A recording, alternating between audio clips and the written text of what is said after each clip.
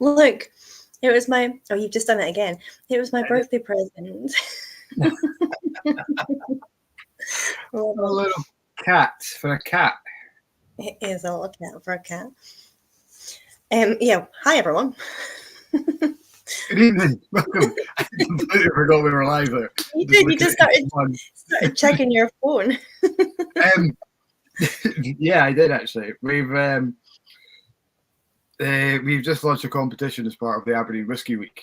So Whisky Week is coming to Aberdeen middle of September, and we're part of it. We're doing a couple of events, and we're doing free wristbands or you can win free wristbands as part of this Instagram competition, where you tag some friends, you share the post, and you can win. So follow us on Instagram if you don't already, at Brewery Whiskey. I think Gregor, Chris, Charlie are putting on about 10 wristbands, I think. So they cost a tenner, and what they do is you go around, participate in venues, and you'll get a good deal on your whiskey, money off, free entry to some events and stuff like that. So it lasts the whole week. Our events are the 12th at the Sandman. We're going to be doing something. Hopefully you're going to be involved in that, Kat. I'm sure I will be one way or another. Good evening, everybody. Welcome along to another Blether with. This is kind of like Blether delayed or return of the Blether or something like that, because our guests tonight had cancelled. I had to cancel earlier on. Unfortunately, just life gets in the way sometimes, and we can't always bring it together. We know that all our guests do this in their own time. They come and visit us, and so we really appreciate it. And unfortunately, sometimes it happens that they can't join us as planned. But thankfully, they've managed to squeeze us in at a rather exciting time for them. So we'll hear all about what's going on with our guests in just a second. But Kat, before we do, what's in your glass tonight? Well, it's really disappointing because this is our last Blether before the summer break, and I'm teetotal tonight because I'm on mum taxi duties. So I have to go and pick up my son later tonight. So I am just on the tea, which I'm gutted about because I was trying to think of all sorts of different connections to our guests tonight. But yeah, just the tea, just my little cat cup. That's all right. I mean, you could have lied to us and just said it was a mug full of some really, it was your black cat kind of witch mug that you were drinking out of tonight. Well, I really wanted to do the Corrie Vrecken by the Ardbeg because it's linked to really cool mythology about the Cailleach and all the sort of the Winter Witch and things. But children get in the way, so whatever. I'm on Tetley's finest. You know far too much about witches for a normal person. Get me started. I'm so excited. I haven't even poured one yet. I'm not sure. I was very tempted. I got an exciting box through the post, as I sometimes do. And there's a whiskey in here that I'm desperate to try. It's a Hebridean blend. Okay. So who I think with that. I don't know how new these are, so I'm not going to tell you much about it other than it's a Hebridean blend because I don't want to get anyone into trouble or me into trouble. But yeah, so non-age statement, 46%. Hebridean Journey, it's called Hebridean blend. Awesome. So how many distilleries are Hebridean? But I suppose anything West Islandness is north. I don't know. I'm not sure. Anyway, let's get the guests on and see what they're drinking tonight. Maybe they might be. I don't think these are the kind of girls who are going to go teetotal in a Blether. I'm not sure about that because they seem pretty excitable, and I've been really excited to see what they're like with a dram in them. Let's get them on. Hello. Hello. How are you? Good. How are you? Good. How are you? Literally waiting in the way. We're just laughing because we were just planning on moving where we were seated because it's so noisy in the bar. We're fine. Yeah, that's good. We can't hear it. Perfect. Oh, that's I've perfect. got a great question. Mike's got a what do you call the people that run on stage? Like not a streaker, they're naked people. A stage, like a runner. yeah, like Stage a bomber. maybe there's not a word for people that run on stage. I don't know. He's got someone sneaking in the corner anyway. Gate crasher. Gate crasher. Maybe that's what I'm thinking of. Is he coming? Yeah. A super fan. Yeah, a super fan. Yeah, exactly. Oh, hello. Oh, there. Hello. You a little future witch? Are you? Push buttons. Oh my Don't God, that's that phone. Oh. Look at that. Last time he cut you off by accident, he pressed all the buttons and you were Yeah. gone. Oops. Oh no. It's not good. We're very excited to be here with you guys. Yeah. Yeah, As you were asking us, we are drinking one of the whiskies from our Fringe show, which is a Boonhaven, made by Spearfield Mythical Beast. It's a little 6-year-old, beautiful bourbon cask. And it's 61%, so we're definitely not teetotal. Nope. Good boy. that's a sit down dram. You get that with Plunge. Nice to see a Boonhaven in a bourbon cask as well. I'm all for that. Oh, you would be when you taste it as well. It lives up to the creature that they have on it. This fiery killing, or chillin as it's called, a Chinese mythological beast, and that this horse-like creature with a horn that's always enveloped in flames. I kind of feel like that dram really embodies that quite well. It's got fire, but not too much, and a sweet edge to it. Yeah, fiery but powerful. Yeah, banging dram. Like you. That seems like a good start tonight. Anyway, I don't think I know those guys. Is that the people who bottle it? Do they just do like mystical beasts, or is that just like a one-off bottling? Or no, it's like their whole theme that they have different mythical beasts that they do depending on the region. Yeah, so they are a cask broker, and then they decided to release independent bottlings, and then they wanted to link them because it's an English-based company that they wanted to relate them to folklore, to say that whiskey is kind of for everywhere. Like it's everywhere, it lives through all the different. Doesn't matter if it's Scottish whiskey, it has links to all over the world. You know, people say, "Oh, it derives from the way the Irish make the whiskey," or people, and obviously in the States saying, "My great great grandfather's from Scotland," and and that's what they're trying to show with the folklore behind the bottles, which is quite nice. Yeah. But they did release one bottling that wasn't in the Mythical Beast range.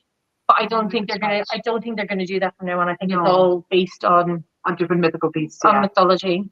And the great thing is that then one of the ways we bring that alive on the show is that like a Scottish folk song that has a relation to the beast in the way that the beast is kind of a cousin of the chillin. So here it's the Water Horse's Lullaby, for instance, where I've added in some Chinese folk instruments and folk tonalities to that arrangement to illustrate musically that connection as well. It's part of what we do. That's very cool. It sounds like a very full-on show. You've got whiskey, you've got music, you've got stories, you've got beasts, you've got... Yeah, we've got the villainization of women in the whiskey industry. Mm-hmm. I'm not pointing to you because of that. Really? I am the villain. So it's kind of an action-packed 2 hours, which is why you get 5 drams to keep you well oiled and enjoying it. So are you doing this in the bar, or is it on a stage, or how does it work for? So I have a venue in the Mother Superior, so we do it downstairs in the Mother Superior at the moment. But we've done it in Denmark, we've done it in Belfast, Islay. Denmark twice now. We did a full band version with my Danish band in Copenhagen Distillery just 2 months ago, actually, not even 2 months ago. Yeah, Belfast Whisky Week, Fresh Isle. I feel like we've done something else. We've done something else, but I can't remember. It's terrible. We've done this somewhere. We've been quite lucky to work with a lot of with whiskey companies, but Spiritfield behind the Mythical Beasts are the sponsors we've worked with the longest because their concept fits what we do so well with with their witches. And also they're just really nice to work with. Yeah, they are. They've made it really easy. And that's all you kind of need, it's just a good a good relationship, and it's almost a friendship. You know, it's a friendship. You know, we've sat in a car for 6 hours with them driving up to the north of Denmark, and they're not friends after that. We wouldn't be working together anymore. No.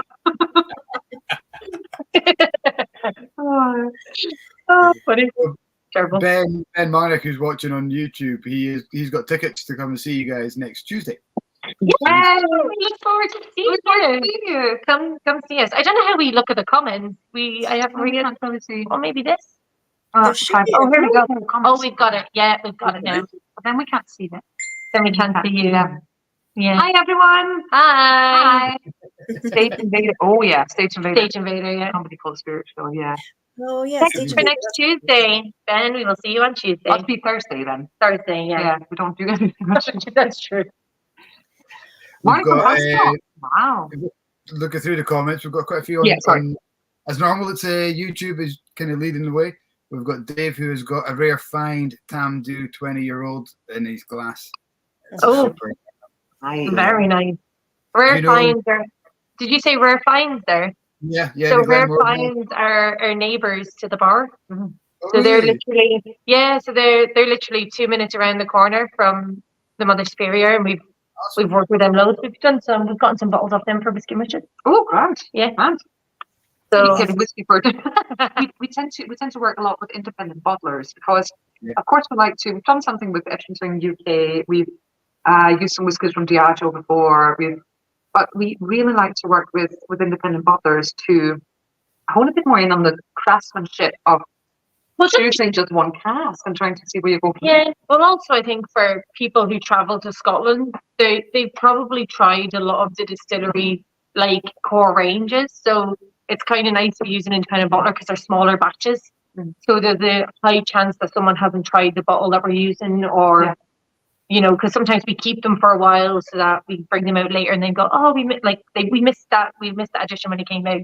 So it gives a little bit something different. Yeah, and a bit of exclusivity as well, you might say. But it also really allows you to hone in on the people behind the whiskey. Of course, the distillery can do the same, but if you have one independent bottler, that's one or two people, you get a different relationship. And there's so much about whiskey that's about culture and being social. So in saying that, we still do love our big brands and they have their place and we have a good relationship and do a lot of work with them. Yeah. But I think just the independent bottlers, two of them are drinking upstairs right now. Yeah. You know, they support us as much as we support them.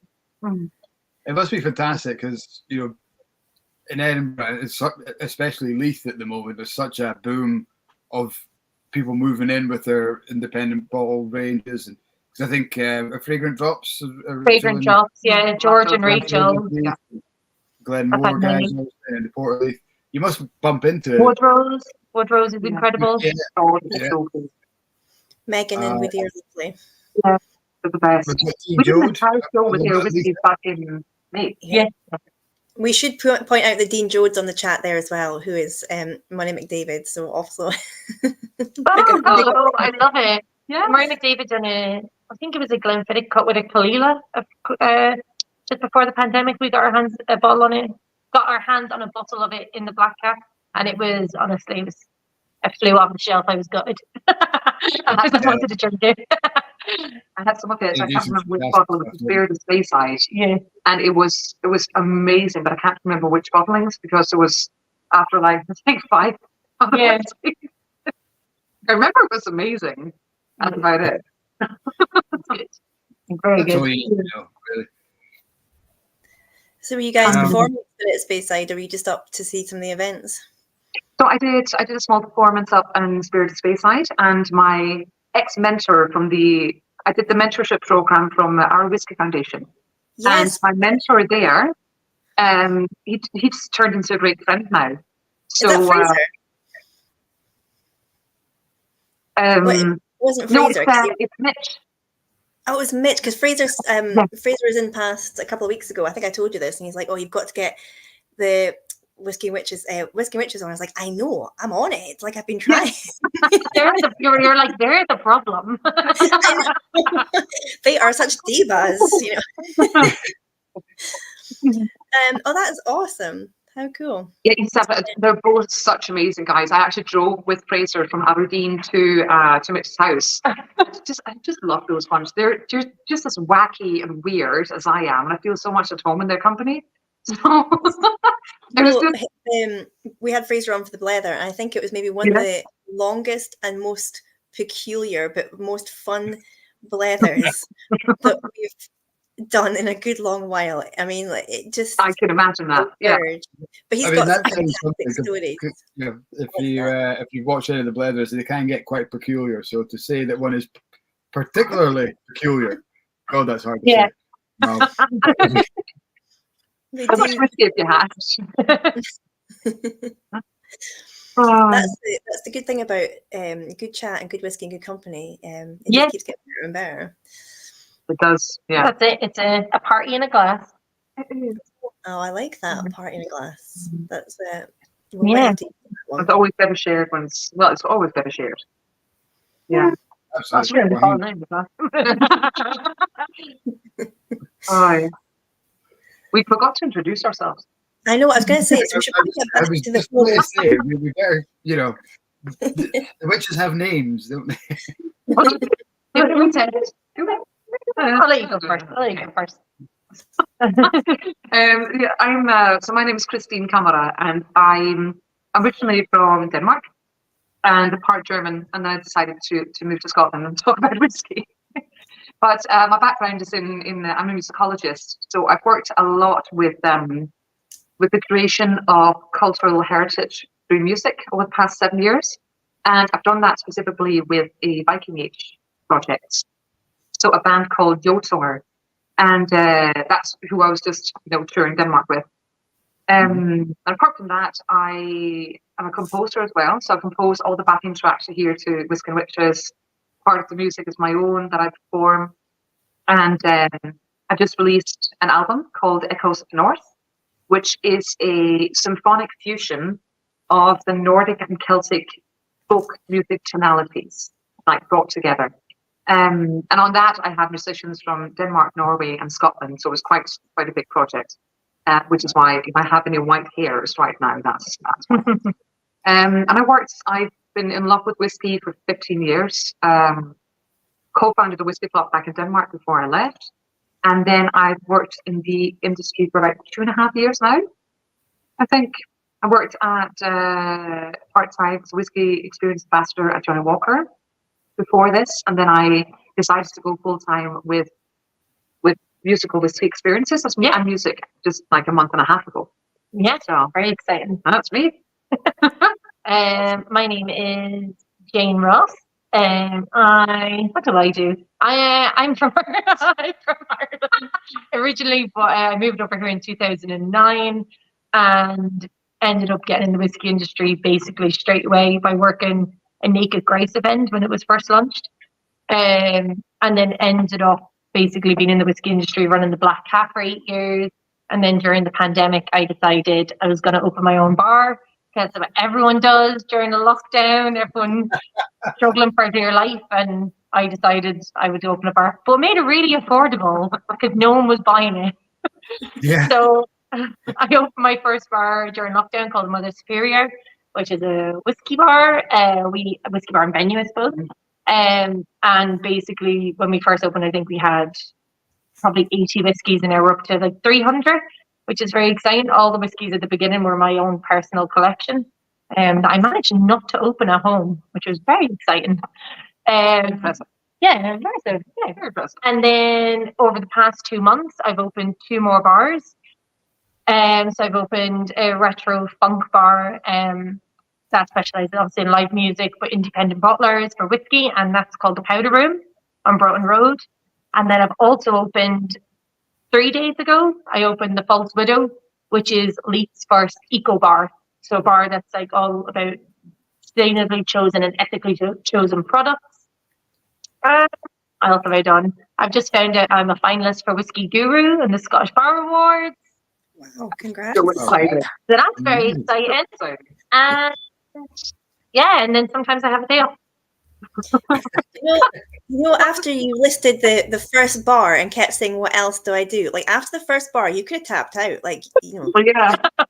Just have a sit down. She doesn't, like, never. I like a challenge. Yeah. That's amazing. So yeah, you guys are kept very, very busy. Oh yeah, and I do Yeah. Whisky Witches. Yeah. So it's oh yeah, and I work with museums in Denmark and Scotland and Norway to do music there as well. Yeah. Yeah, so Yeah. it's a lot. It's a lot, Yeah. but it's fun. I wouldn't do it if it wasn't fun. No. I love how it's now become a competition as to who does more. Because Christina's just like, well, actually, I do this as well, and I do this. One-upmanship. Oh no, trust me, it's never a competition. It's more like, are you okay? Are you Are you okay? How did you two meet and decide to do what you're doing together?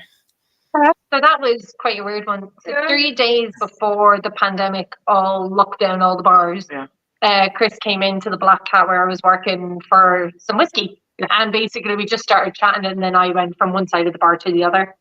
And we just started drinking, and we were like, oh, let's meet up in a couple of days. And then the whole world obviously shut down. Yeah. And we didn't see each other until one day. 2022, yeah. Yeah. Yeah. Yeah, 2022. And I was standing behind the bar in the Mother Superior, and I looked out the window, and she was just standing there. I was just going like, I know And then she turned around and then was just looking at me, and we're just looking at each other, and we're both like, oh my God. So then I went around the other side of the bar again. We drank again. And we were kind of, the Whiskey Witches thing happened even that day, because we were just drinking whiskey and we were like laughing away. And this guy walked behind us and said, oh, you're like a bunch of cackling witches. And we were like, Whiskey Witches. And we were like, oh my God, it's a show.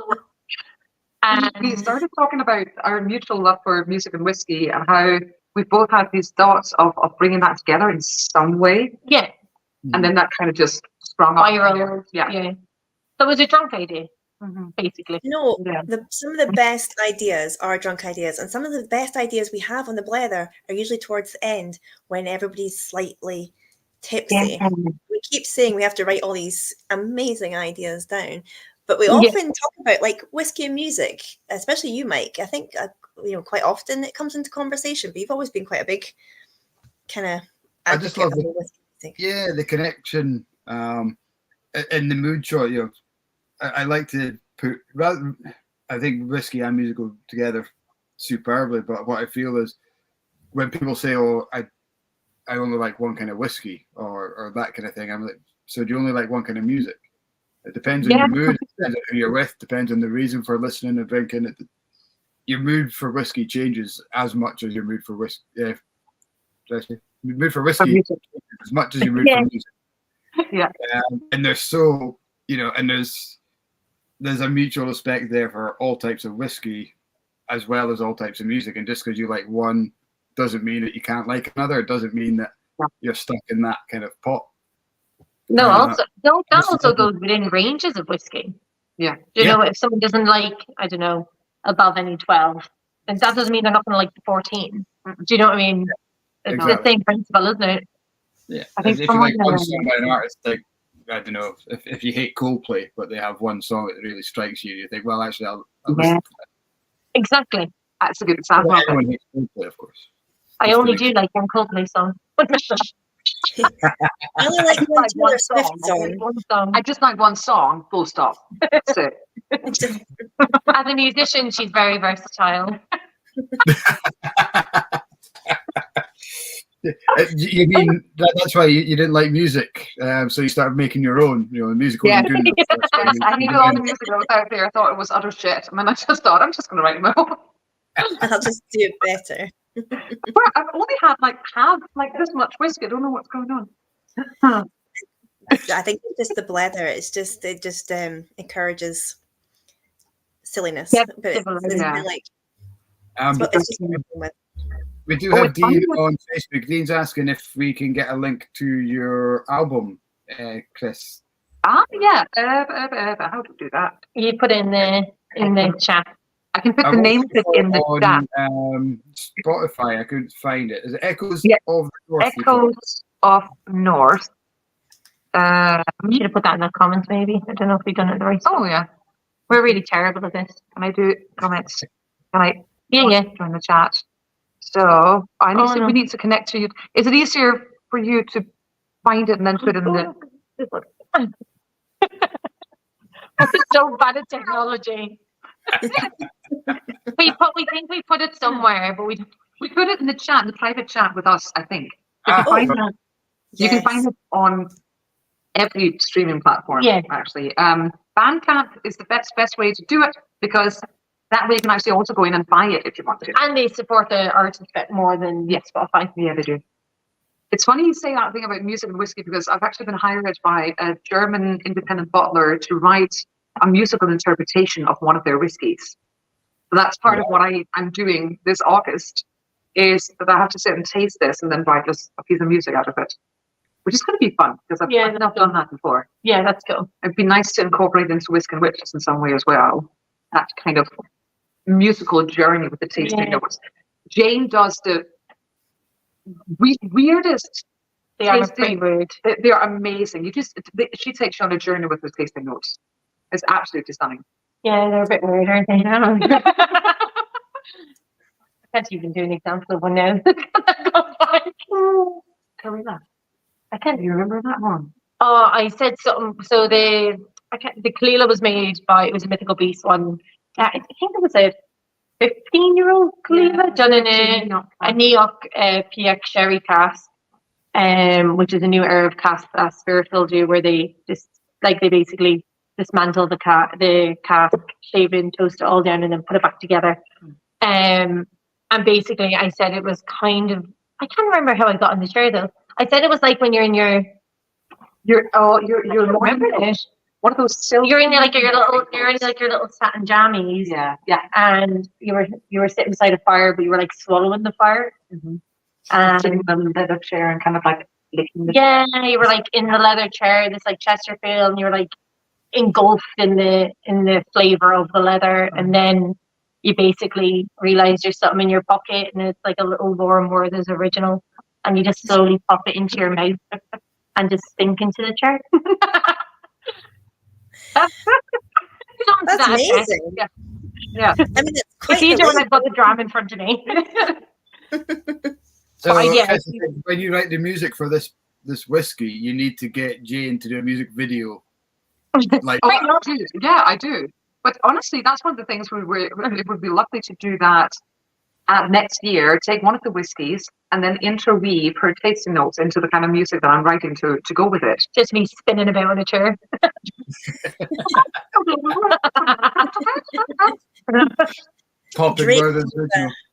Draped over Shiz.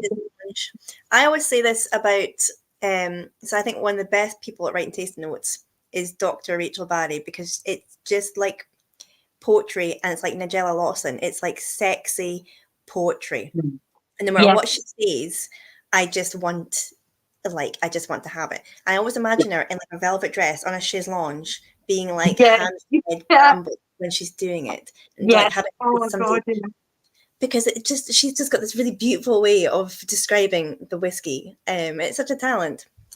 But now I experienced her at Edinburgh Whisky Days. I think it was. It was the thing that Mitch and Fraser arranged, both for Glasgow and Edinburgh, and I went to the Edinburgh event. Oh, I remember you went to that, like a panel. Yeah, it was, and they were, and Rachel was on it, and she was describing this. It was Glenglassa Sandend, Glenglassa Sandend, and the way she described it, I was just fangirling so hard, just going like, I'm totally there. It was beautiful. Beautiful. She's got quite the talent. The first time I met her was at the shop, and poor Mike wasn't well that day, and she'd come in, and I just kind of was like, I was staring at her, and she's like, "Hi, you won't know me," and I was like, "You are Rachel." She was like, you won't know. You're like, you're queen. But yeah, she's lovely because she's from up here, isn't she, Mike? She's from Inverurie. She's from Inverurie. Yeah, so she accent very well. She doesn't sound like she's from Inverurie anymore. No, she can't stay long. Yeah, it changes people. Maybe we should get one. For the show. Just don't encourage me. You know, I think I'm going to get one after the summer break. I'm going to do the Blether from a chaise lounge, only in a velvet dress. So just be prepared. You know, you know, you said that thing about ideas, right? Jane's the kind of person that when you say an idea to her, you can kind of count on that a month later she'll go like, Chris, you'll never guess what I've done. she's actually done it. Yeah, literally, that's my life. That's how I got the bar. Yeah. I was like, oh, I'll buy a bar during the pandemic. And they were like, yeah, whatever. No, Jane, that's crazy. And I was like, crazy, you say. Challenge accepted. Sorry, what would you say? They say if it's crazy, it's a challenge accepted. Oh, yeah, definitely. Exactly. It's been worth it. I think we're both kind of the people, like, if someone says, please don't do that, we're going like, which button am I not supposed to press? Is it this one? I wouldn't even ask. I just push them all. Yeah. You have 3 very different bars, though. It must be like 3 different hats that you. So do you kind of like? Do you spend your time just managing staff, or do you like to be in the bars, or? I like to do both. Yeah, I like to be in the different bars, and I like the different aesthetics because it doesn't pull away from obviously one bar, but also Leith is such a collective area of people that I feel like if you had 3 of the same, then it would just be a bit boring. Like if now that they're all different, because obviously I love whiskey. Whiskey is like my life, but you know I do other interests, and then now I get to dabble in all of them, which is quite nice. We need to come down and do a pub crawl between your 3. Yeah, I need to come up with some sort of pub crawl. Like, I don't know, card or something. Yeah, something. They do that. Yeah, like a treasure map between each one, like things you've got to spot, or you can like, I don't know. What do think people do, like geocache? Yeah. So you're like, but they're inside the bars, and you have to find them, otherwise you don't get it. Like a Fernate coin, but like. Or like Pokemon. What did people have to go and find Pokemons in places? Yeah. You could hide mystical beasts, and they got to go and find it. Oh, yeah. I'm sure Spiritfield would be up for that. Spiritfield, if you were there. Oh, and look, Dean's got a name for it. The Ghoul Crawl. He's on it. The Ghoul Crawl. I like that. Ghouls rule. Oh, you should do that for Halloween. You could go to the powder room first. Get independent bottler beers and all of that. Go to the Mother Superior and get something independent as well, and then something independent in the last pub as well. Well, the good thing is all 3 pubs are completely independent. We're not owned by breweries. We're not owned by. It's literally just me making decisions. Sometimes good, sometimes bad. Sometimes really funny. Sometimes really funny. Let's paint this room this color. To be fair, when I first got the Mother Superior, because the Mother Superior name is the drug dealer from Trainspotting. Mm-hmm. But just also it's funny because I'm Irish and it has like an onion that's got layers, right? Like Shrek. It's got different meanings. And when I originally was going to open it, it was going to have the Trainspotting orange in the bar, and there was parts of the bar that were painted orange, and then I had like a nightmare about it. So I got up at like 5 a.m. and just painted the whole bar black. Probably the thing. It's probably for the best. Although Erkan Welsh is in it. He drinks in her. That's nice. Really? Yeah. Oh, he drinks Highland Park. I hope he doesn't mind me telling the world. Now you know that. I'm not sure he's watching, but you know, you never know. You never know. You never know. We've got a wide audience. Somebody will know him and they'll say, "Oh, I heard you like Highland Park, and I heard it on the Blether." And next week, and he'll be like, "I'm never going back to that bar." Or he's going back and he's going like, "Can I have another one, please?" Yeah, probably. Have some more. Yeah, definitely. But yeah, he'll be writing to Highland Park now asking for royalties. He should. Yeah. Mm-hmm. He finds loads of it. That's how we artists make our money, essentially. Yeah, sponsorship. Yeah. Yes. I do like when they're bringing bottles. When you decided, or how did you come across the Mythical Beasts range? Was that something that you sought out, or did they kind of approach you off the bat? We started heckling someone in the show who turned out to be the brand ambassador. Well, so that's I knew Gordy. Yeah. Gordy is incredible. He knows his whiskey. And basically we had Mythical Beasts on the bar in the Mother Superior, and then we had someone had cancelled on Whisky Witches, and I said, "Oh, like, why don't you come? It might be something that you guys might be interested in the future to maybe sponsor a bottle." And he was like, "Yeah, I'll come." And I sat him right front and center to be an asshole, basically, just so I could heckle him. Yeah. And the show went incredible, and he just really loved the concept. So that was just him hooked on board, and he's been like our advocate ever since. Really. Oh, he has. Was it him and Lisa? Yeah, him and Lisa. Lisa is she is an absolute star. A force to be reckoned with. Yeah, she is. And she's like this tall. Yeah, I mean that looks average to me. I don't count. I'm a Scandinavian woman. I don't count measure wise when it comes. Well, to be fair, we're both quite tall. Yeah. But yeah, it's just been a good team. Lisa does all the tasting notes for the Mythical Beast bottlings and all the PR, and she's amazing. Yeah. So got a good team there. It started out with just being a couple of shows, and then they sponsored our last two Fringe runs of all the shows, and a Denmark tour that we did last year. They wanted to get their bottles over to Denmark and into the Danish whiskey bars and shops, and Chris obviously founded a whiskey club, and I've got a very good connection in Danish whiskey industry. So so basically she organised a tour so that they sponsored the whiskey, and it was great. It was really good. They sold out of one of the expressions on the first night, which they didn't count on. Okay. So they were just like, "What are we gonna do?" We were like, "We don't care. We're finished now." We're finished now. It was a beautiful bottling. It was the Bruichladdich. Yeah. Oh, Bruichladdich. People were feral for feral. It was stunning dram as well. It was so rich. It was like a warm caramel, like hug just going down and reaching into your soul. It's like a woman waiting on her husband coming back from war.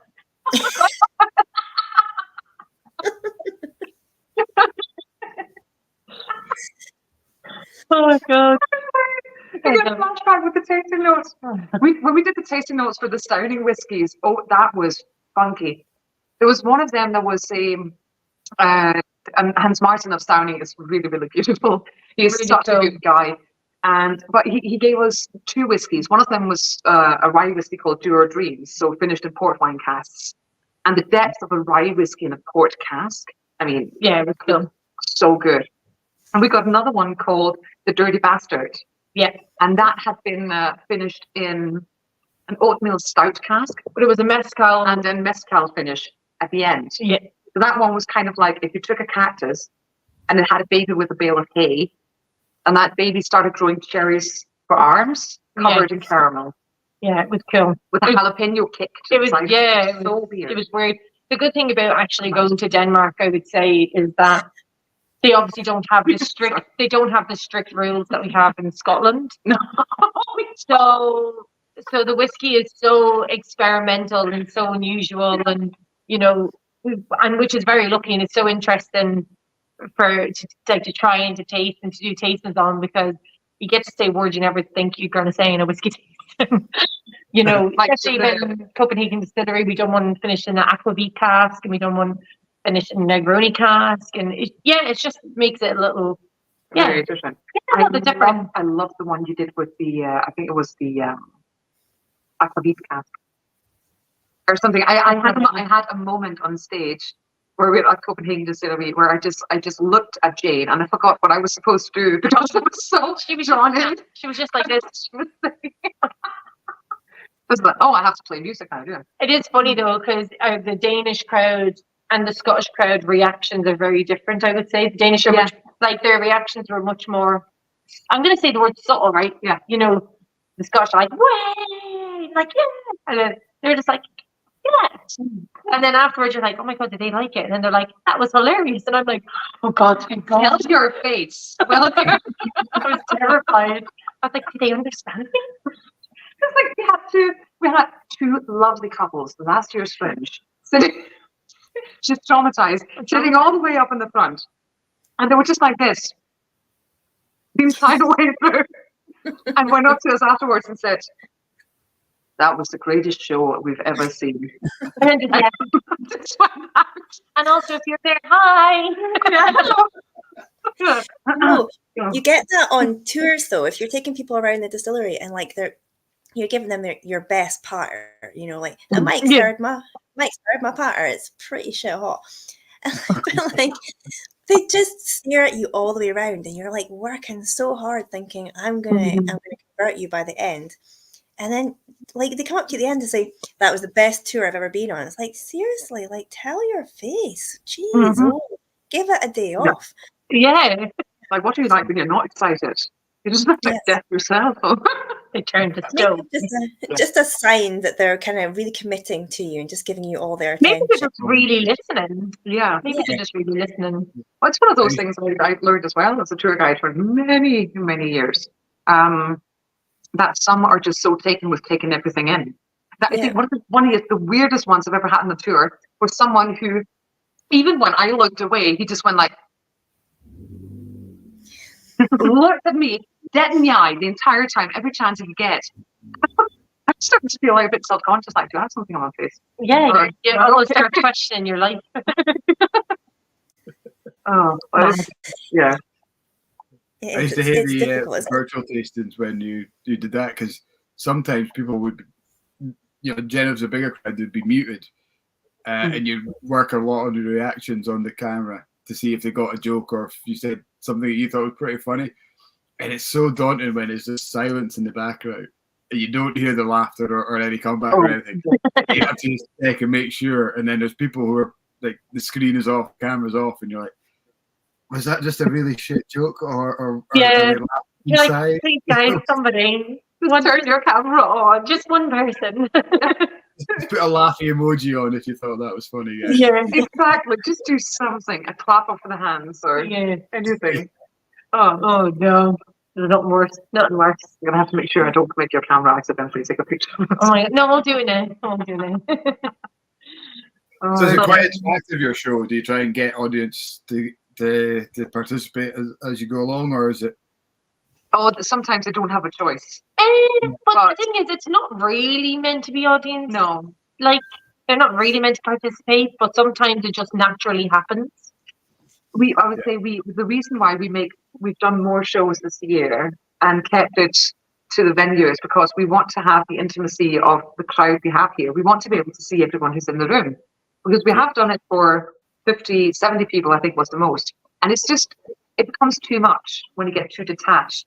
Otherwise, the style of the show changes. Yeah, it's almost like it's by far not a comedy show, but it's like a comedy show setting where, like in comedy, they always have the seats quite close together to kind of make people feel not a bit uncomfortable, but it puts them on a little bit on edge, so that the reactions come out more naturally, and they don't hold back. Because it's a weird way that you do it, but it makes the part of the show. Everyone ends up becoming friends. I don't think there's one show that we finished where we could leave straight away after. No, everyone just always stays, has a dram with us, has a drink. We all hang around and chat, and it like almost becomes like a little community.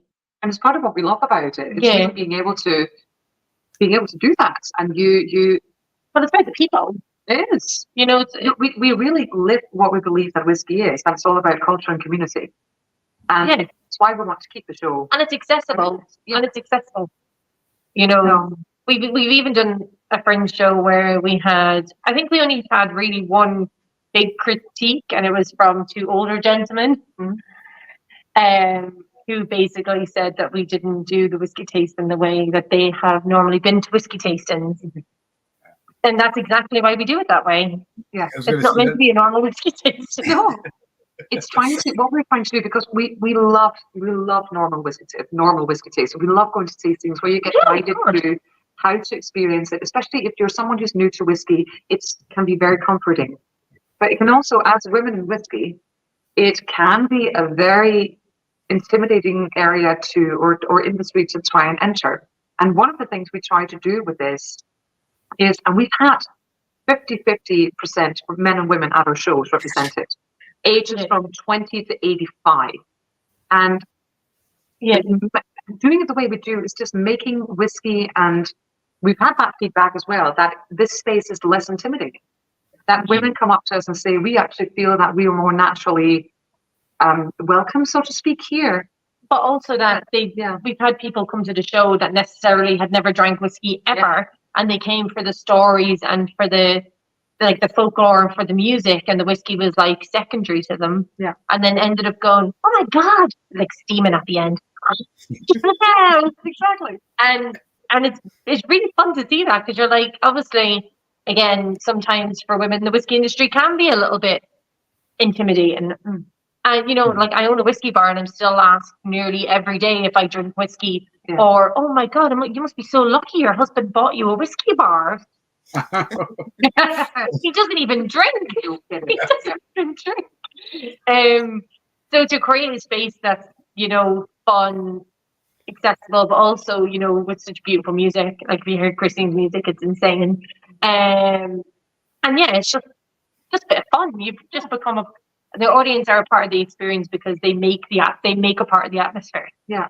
I also think the fact that we actually, because such a big part of our show is quite systematically explaining how women were pushed out of the alcohol industry and how witches come into all of that, it makes women take back ownership of something that we were always a part of. So making you naturally feel, well, this is my rightful, I actually have a right to be here. Yeah, like, so we make women feel they have a seat at the table, even if they're not in the industry. Yeah. That's cool. So Mike Mike doesn't more now. You've got a blog attached to your shop website where you kind of review whiskies and things. But I wrote an article about how women were kind of like the original distillers, and then it kind of changed, side turned, and the distillers became witches and they're persecuted. And I've got quite a keen interest in reading about the witch trials. So I love the fact that you're kind of taking ownership of that and saying, yeah, we were here first and now we're back. I love that. It's very, very cool. Yeah, but we've also, you know, mentioned we do obviously work with a company that is owned by two men, because it isn't about obviously being we're here now, we're in charge. It's more about just creating the balance that always should have been there. Yes. Yeah. And some of our biggest, not only the company, but some of our biggest advocates and those who cheers along the most, like Mitch and Fraser. Yeah. John McShane. What he's done for me mentor-wise and for me in regards to myself as being in the show is huge. So there's a huge backing from men in the industry as well, and they deserve a shout out. Well, John McShane. Yeah, John McShane, who's got more Whiskey Society. Yeah. He loved it. He was straight away. He was all emotional at the end. Yeah. He was like, I have to be on Facebook. We're friends forever. Yeah. And we are friends forever. It's great. Yeah. So we've been lucky. We have, like, I think the right people in our corner. We do. To propel the show more. And I think that standing on, because there's so many women who go before us. What we do in some regard is not new. I think we've been lucky to strike the chord of something that was felt in the entire community at the right time, but standing on the shoulders of people who've worked with this for years, like Rachel McNeil. Yeah. For instance. She actually let us stay with her when we went to Fesha. Yeah. And did the show there. We drank a lot of Ardbeg that night. Oh, God. You went to bed. I did. You made soup. I made soup at 2:30 in the morning for Rachel. I love soup. What kind of soup did you make? I have no idea. I think it was just it's classic vegetable. I'm going to tell you now. She was like, oh, it's for the cafe, and we were steaming. We drank the Ardbeg that just came out. What's the one, the Ardbeg we were drinking? Oh, the barbecue. No, the other one that came out. I can't remember.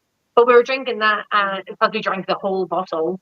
And then she was like, I need to make soup. And honestly, I thought she was going to cut her fingers off. So I was like, I'll make the soup. I'm not a chef. I will say that now.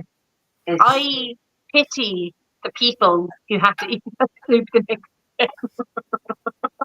You were in Ireland. I'm sorry. Yeah, honestly, it was just a half gallon of salt. I just kept on salt in it. You've got other strengths. It's why we have a chef in the Mother Superior. God. No. Oh God, that was fun though. It was really true.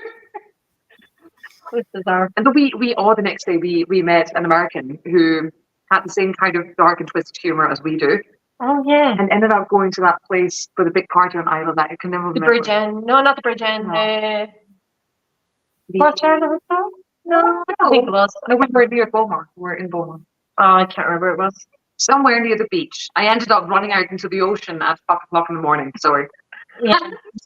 So I'm like, I'm free. I think did. had I just remember Team Coleman Oh yeah. still dropping on all the tables. And then the next day we went to the distillery and I was like, oh, James was there. And I was like, hey, James, how's it going? And he's like, oh, it's good now. And then I just looked at a staff member and I was like, how's your knees? And she was like, excuse me. I was like, you were slut dropping on the table. And she was like, were you there? It was good. it was fun. It was a good part. They were wild. I want to work. I want to work The with next part is quite entertaining as well. like, so come, are you hiring? Oh, it was good fun. That was a great trip. It was really good. Belfast was really good too. Also, I'd literally only gotten my driver's license like 3 days before, or my car 3 days before. And we I had was relish drive. And we were meant to sail from Oban, which is quite unusual anyway. Yeah. But we ended up getting to Oban really early. We were like, oh, we walked around Oban, we got a fish and chips. And we went to the port and they were like, did you not get the text message? We were like, no. They were like, your ferry's been moved to Kennaicraig. And I was like, the Kennaicraig's an hour and a half away. And they were like, yeah. And when does the ferry go? And I was like, when's the ferry going? They're like, an hour. And then I just went to the guy, I was like, why are you still talking? My phone was down. I literally been driving I had my car 3 days. Yeah. And yeah, we made it. We did. I drove really safely. Yeah. And to the speed limit. While I Me was and- going with the ferry company and just going like, what have you done to us? You have to wait for us.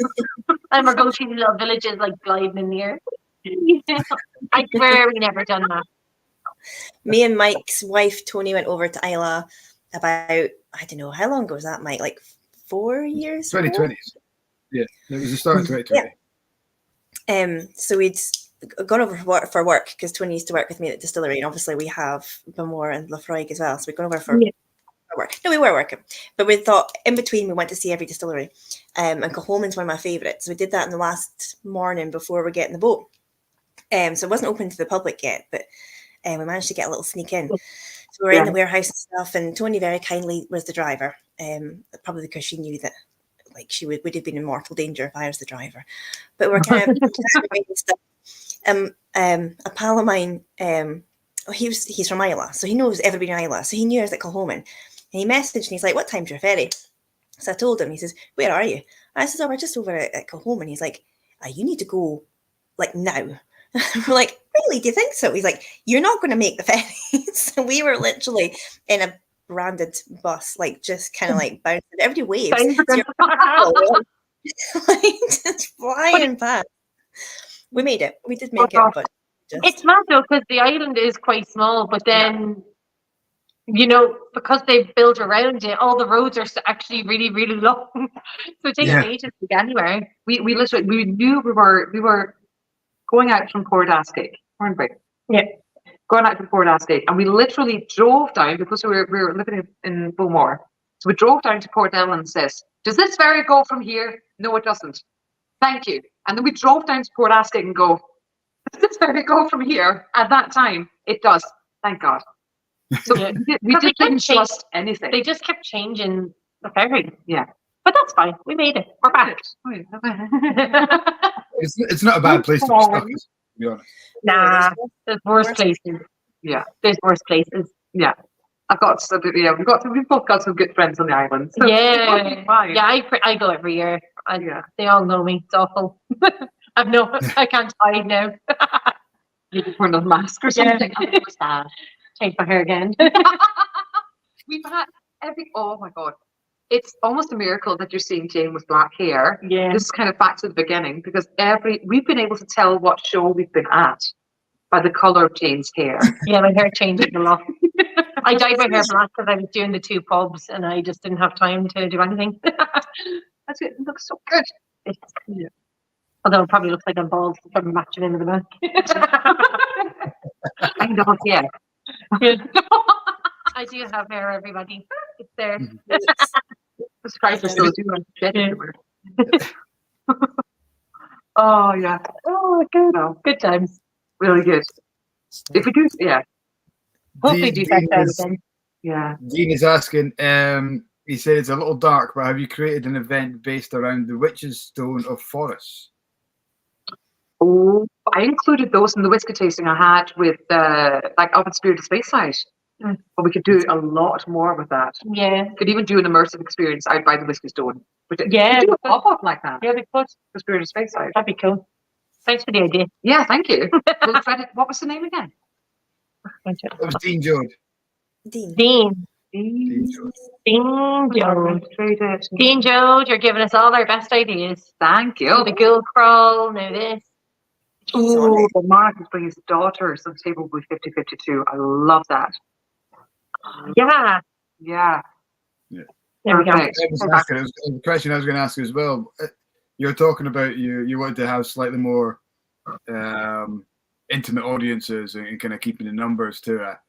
I mean, what kind of size are you thinking? What I think he's specifically asking about the fringe shows. How many are in your audience? 35, and we did more shows this year because we sold out 92% of the tickets, and for the ones that were sold out, we kept getting messages from people asking, "Do you have any more space?" And we literally didn't. Yeah.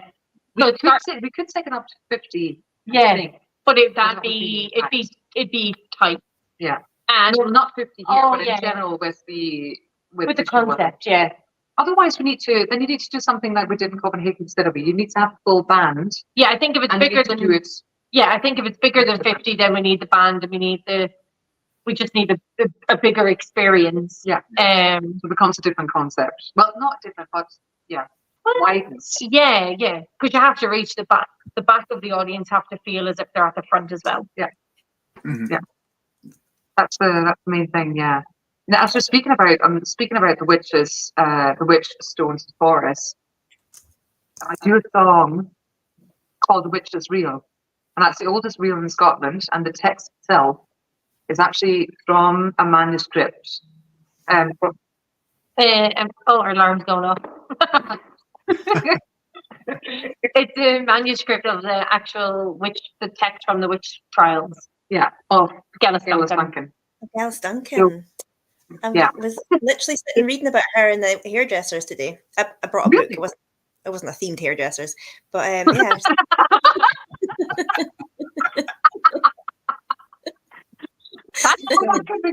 But it's even the song itself has such an eerie nature to it. Yeah, it's like come on, go ye before, come on, go ye.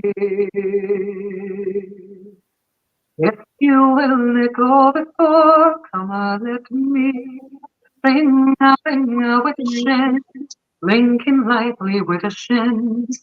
Come a Carly, crone and queen, round go. And I played on the lyre, so it just becomes really eerie. I can see that out in stone. Yeah. Yeah.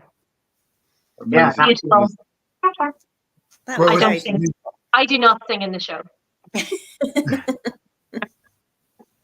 I leave my singing to the shower. To annoyance of my neighbours. Oh my God, we drove back from Belfast? No, we're in Isla. It was Isla. We were singing show tunes the entire way to keep Jane awake. Oh my God, yeah, that was the worst drive of my life. It was No, Belfast. Driving to Belfast was the worst drive ever. My car decided to die. It was dying on the way. I was like, true.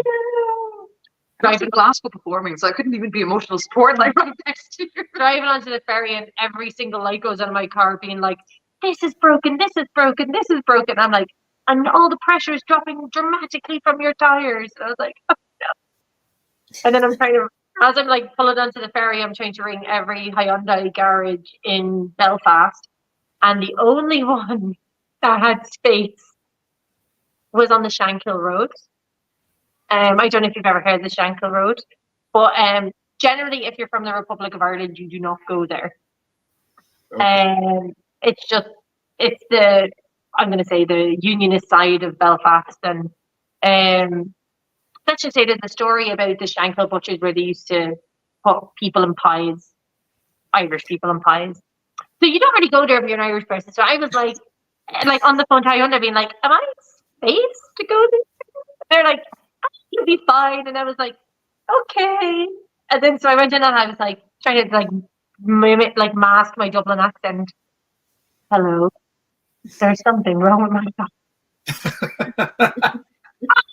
Your woman instantly just burst out laughing, and she was like, "We're not going to put a bomb under your car." I was like, "Thanks."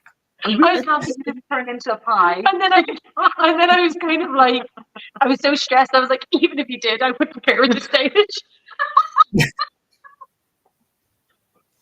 And then she gave my car back, and I was like, "Thanks." And they were like, "Do you want to check?" And I was like, "Kind of."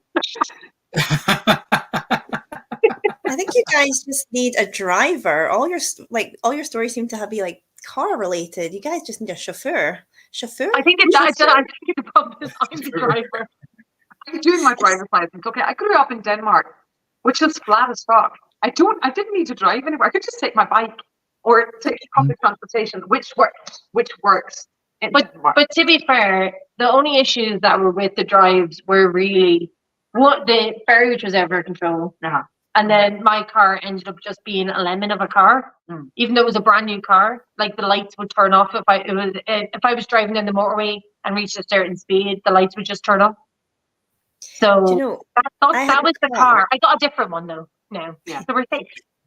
I had a car, and the knob on the gear stick used to fire off like just mid-drive, so it just kind of go across the car. I had to go back to the garage and like, well, that's weird. I'm like, yes, yes, that's better than the response I got. And they were like, "There's nothing wrong with your car," and I'm like, "The lights turn off when I go above 65 miles per hour on the motorway." Like if I'm driving in the dark, I literally, it's like driving blind, you know, like, oh Jesus. Like there's no, like not a single light on in the car. Just holding the steering wheel being like, "Turn back on, slow down." That's not. I'm very happy you're still alive. Yeah, get yourself a show. My favourite story for you, Kat, in your car was when we had Kenny MacDonald up there tasting with us. And Kenny is not a small guy. I don't know if you know Kenny from Brammore. He is. I know the name of him. One of my I'm terrible. Yeah. And he offered it, and I think it was just out of politeness more than anything. Kat offered him a lift up to the accommodation pub as well. And I was there as well because we were going to walk up. And Kat said, "Oh well, I'll drive. I'll give you a lift up. We're going that way." And then you just see this realization as she remembered how big Kenny was and how small her car was. She to get into the passenger side. Was it like a clown car? Oh. The whole car almost kind of drove up at this angle. Oh no! It wasn't.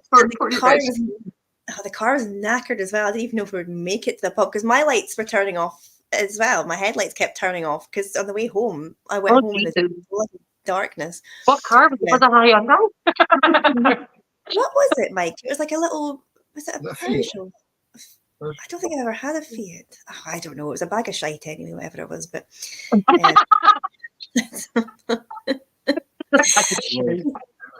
also, I think there's more people living in the car, and sometimes it's going like, "This is fun." I think Denmark needs to have on their tourist board "flat as shite" also, because I think that might be the best description. No, what did you say? Flat as fuck. Flat as fuck. Yeah. Flat as fuck. We have. Oh, are you ready for it? We have. You just got quiet. We have a mountain. Shut up. It's called Sky Mountain. It is called Sky Mountain. And it's 90 meters high. It's like just a speed bump on the way to the top of Jutland. Well, I was going to say it's just like a pothole in Edinburgh. It is, isn't it? Coming out of a pothole. I would never walk in Denmark and be scared of a puddle, going like, am I actually going to fall into this and just die? But here I am. Yeah, Denmark is it's so nice to walk around. You're never out of breath. Apart from when we arrived, and it was storming.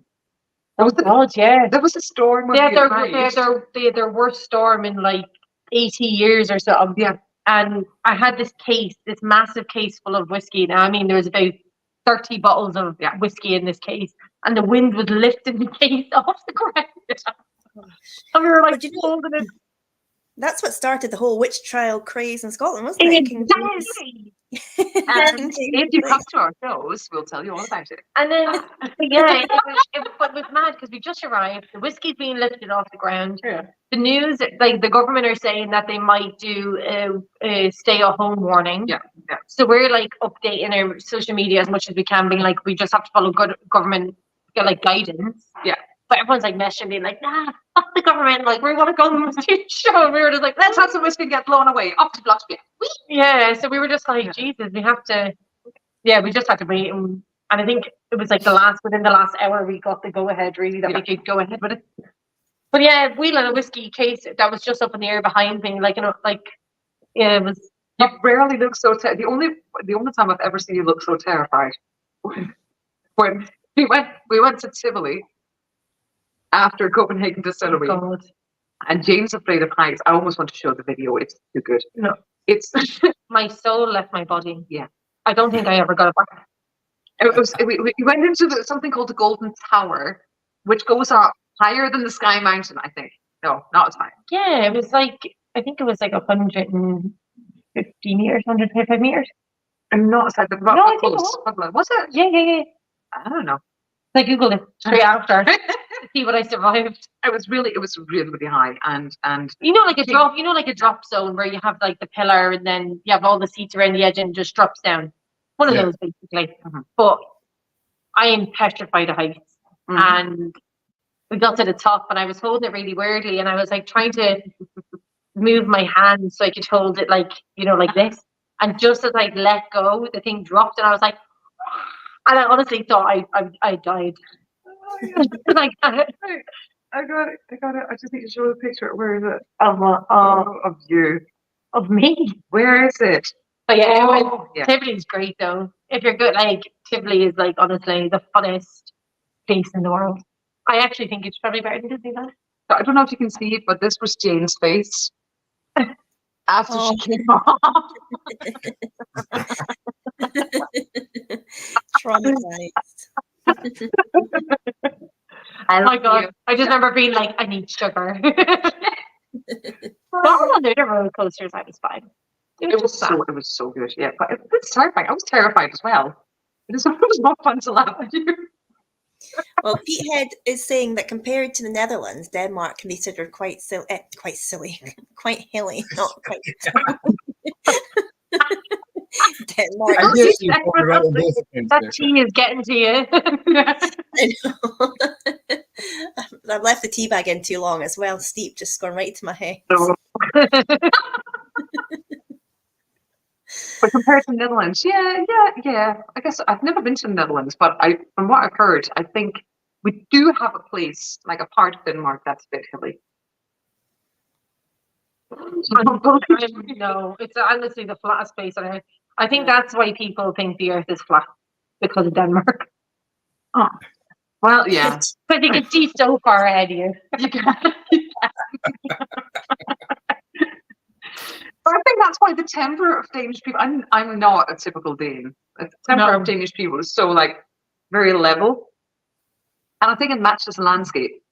And then if you go to Norway, they're Sweden. They're a bit strange. Norway. Strange. There might be Swedish people there. We're just going to our show. That's fine. They know themselves. It's okay. So, and Norwegian decline from as all our Swedish people have left the show now. I love them a bit. A lot of my family is Swedish. That's why I can say that. And then you've got people from Norway. One of my producers is from Norway, and he is such a delightful guy. And the way he thinks just reminds me of the rolling hills and the mountains out there, because the way his mind works, I want to study it. You can hear it in his music as well, and I think that's the same with the Scottish people. You have got such a beautiful, say, temper might seem wrong to say, but you've got such a beautiful mannerism, yes, aura, but everything that I think that the range of emotions you show in the music, in the way you welcome people, it kind of matches the landscape. It's warming. It's I don't know. You're working behind the bar. You mean about a shite bag? You do. Digging ourselves out of the grave. But it's one of the reasons I moved to Scotland. Is because I love the dynamic of the landscape and I love the people. Not the fact she actually looks more Scottish than half the Scots. Do you know what I mean? She's got that fiery red hair and Pale skin and the green top. I know. The most Celtic looking person I know. I'm going to say she's more like a Colleen than a Christ. I think I need to figure out if I've got some Irish or Scottish in me. Oh, definitely. I think so. I was going to make a really bad joke. No, I was just about to say that's one of the worst pickup lines I've ever heard after moving here. You know which one, right? Yeah. Yes. Yeah. I really had to home.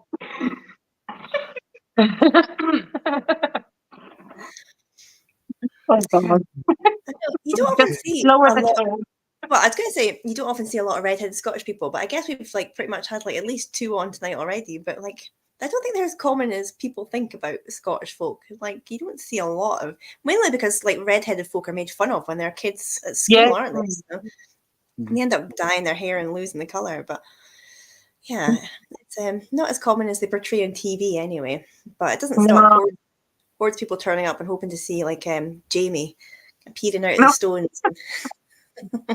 Hoisting you up over your shoulder and dragging you off. I'm still waiting for that to happen as well, to be fair. Yeah, I'm still waiting for that to happen. Is that Outlander Man? Yes, that's Outlander Man. Yeah, I served him years ago in the Black Cat. A pint of Black Ale Blonde. Ooh. Didn't have a clue who he was until all these women started screaming. And I was like, should I ask him to leave? And he was like, yeah. I didn't have a clue. Well, he looked like a chiseled god. Yeah, he does. He does. Like, good care of him. Like, I was serving him and I was like, hey. I was like, what are you doing in Edinburgh? And he's like, oh, I'm an actor. And I was like, oh, are you in the Free Fringe? Are you in the Free Fringe? Famous actor, man. But yeah, to be fair, but you don't It was funny. Yeah. It was funny. Maybe it was nice We for do him hope that he you comes weren't. to our shows one of these days, so. Yeah, that well, would be great. I was going to say we'd give him a free ticket, but nah, he's got enough money. I reckon he could pay for that. I actually invited him. Yeah, I wrote to his agent, yeah. He's actually a regular watcher of the show as well. He's at home sitting watching you guys tonight. Oh, amazing. Yeah. Hello. Hi, Sam. We also have Black Ale Blonde on here. Just so you know. And all the whiskies in the world. Oh, terrible. Absolutely horrible. Yeah. I don't know how I'm like this after one whiskey. I don't feel Maybe it's the pink fumes from the floor. My staff repainted the venue floor for us for Whisky Witches. So we're sitting, we can smell some paint. So yeah. So they're going to do like a whole like airing out. Yeah, tomorrow. Yeah. Well, overnight. Be grand. Good. If anything, it'll keep the buzz going. If I think about it, what else is happening? I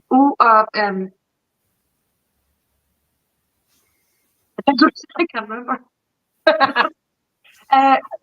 You're releasing a second album. I'm releasing a second. I'm mixing a second album. Yeah. Yeah, it's actually due to come out in October. That's with the band Jotlinger that I toured with. In July, and who played with us at Copenhagen Distillery. So, yeah, we recorded last year, but because I had to, I had to renew my visa. I had to, because I was project manager of my album, I did all the things and raised the money and all that. And then I got hired by the Scottish Cranach Centre Museum to do a choir composition and 8 songs, and that was in the beginning of the year. So everything just kind of got pushed back, and I'm sitting with it now and like going to the band. I swear to God, I'll get this done. I know she just tried to move over the rug time, COVID, Brexit, bit of everything. I even tried to come over before Brexit, and there were no flights available. So I couldn't come until January 2nd, 2022. Yeah. 2022? Yeah. Yeah, 2022. Yeah. Is that the Cranach Centre over at Aberfeldy? Yes, exactly. I've worked with them for the past 4 years, so. Oh, nice. I used to live over that way. I used to live in Glenlyon. Have you ever been out through Glenlyon when you're over there? I have. I hiked through Glenlyon to the Shrines of Calia. Yes, I was going to ask if you'd been there. Yeah. I went out there. I did a little ritual and everything, and No I way. always remember that when we tell someone the story of the Cailleach in our show. Yeah, because I mean, they don't know who it is that puts the stones out, or did they ever find No. it? Because so we used to shepherd the land up the hill behind. So I was in Bondu Cottage, which is like this. It looks like this little wee kind of like chocolate, like sort of chocolate box kind of cottage at the bottom of the hill. So like we would sort of gather sheep right there, but yeah, we never ever knew who was the person that put the stones out every year. But it's such an awesome story. But one of my favorite places I've ever lived. It's absolutely stunning. And she's lived in a lot of places. I have lived in a lot. Whenever we have a guest on and they mention a place, Kat will inevitably reply with, "Oh, I used to live there." Only if it's in Scotland. Yeah. We should maybe explain. I'll let you explain the story that we obviously know about, but maybe the viewers at home don't know about. But you'll be a better storyteller than I am, so I'll let you explain the story of what we're speaking about. The Cailleach. The Cailleach. Oh yeah. So the Cailleach is So the Cailleach is, it's believed that when it comes to Scottish and somewhat Irish mythology as well, that there are two goddesses that kind of control the year. So they represent the cycle of the year. One of them is the Cailleach, who's called the Winter Hag. And she rules the year from Samhain, so the end of October, till Beltane, which is the end of April, actually literally the last night of April and the beginning of May. And so she rules over that. And then the other half of the year, you've got the spring maiden Bridget. Now, some believe that this goddess is the same goddess with two faces. Some believe it's two different ones. And there's also a creation myth with the Cailleach, which is an absolutely beautiful myth. And one of my very, very good friends, Cara, she tells that story so well of how the Cailleach walked through the landscape of Scotland, created the mountains, carved out the rivers. It's a gorgeous story, but it's believed that so when the winter comes around, the Cailleach actually captures the spring maiden Bridget and puts her in a cave somewhere. It's one of the myths, and then she blocks off that cave until springtime. But then around Imbolc, which is the beginning of February, that's when it's the Celtic Festival of Lights when the light begins to return. And in ancient, pagan times, that was the half-year point in the winter. So midwinter was roughly in February. That's when Bridget starts to wake up. And then come Beltane, she's in the world again at full force. And she comes out of the cave. The Cailleach turns to stone. And then she doesn't wake up until the end of October again.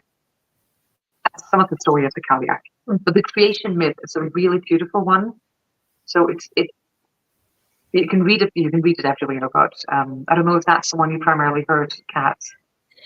Yeah, because the Cruachan Mountain as well, out sort of the west coast where I also used to live, was meant to be one of the mountains she obviously created as she was kind of walking. But so the story I knew from Glen Lyon, so it was the old shepherd that told us, was the Cailleach. She had a husband, the Bodach. Have you heard of that? Or I don't know how to pronounce it properly. And her. So I think, obviously when she was not stone, she would meet with her husband and they had children. And when she was not stone, when she was a bit more fun under the sheets. Because I was really struggling to imagine that. I'm glad you hear that. But they got snowed in Glen Lyon. And I can't remember the full story, but I think the people of the Glen helped them.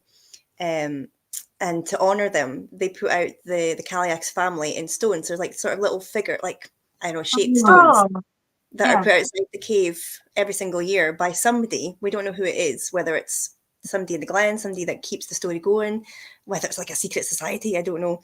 And as long as the stones get put out every year, the Cailleach will protect the Glen. So that's the story I was always told when we lived there. I like that. That's really, really good.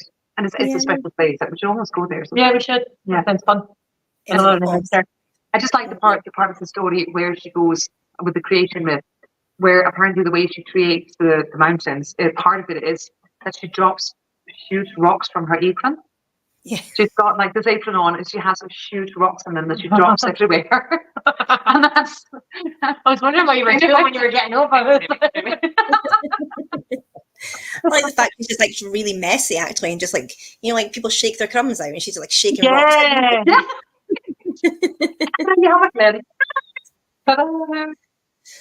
So yeah, the Corrie Brecken as well. We were speaking about it at the start, and I see Mike, you got an Ardbeg there as well. So Corrie Brecken was meant to be where she washed out her plaid, and that's why it's the obviously the Corrie Brecken's the big whirlpool, and it's meant to be the whirlpool. Yeah.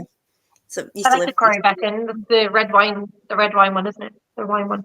I haven't tried that one yet. I need to do that. Well, I think we have 22 Ardbegs upstairs on the bar. Chances are it's going to be there. Chance is going to be there. Which is good. I'm a big Ardbeg fan.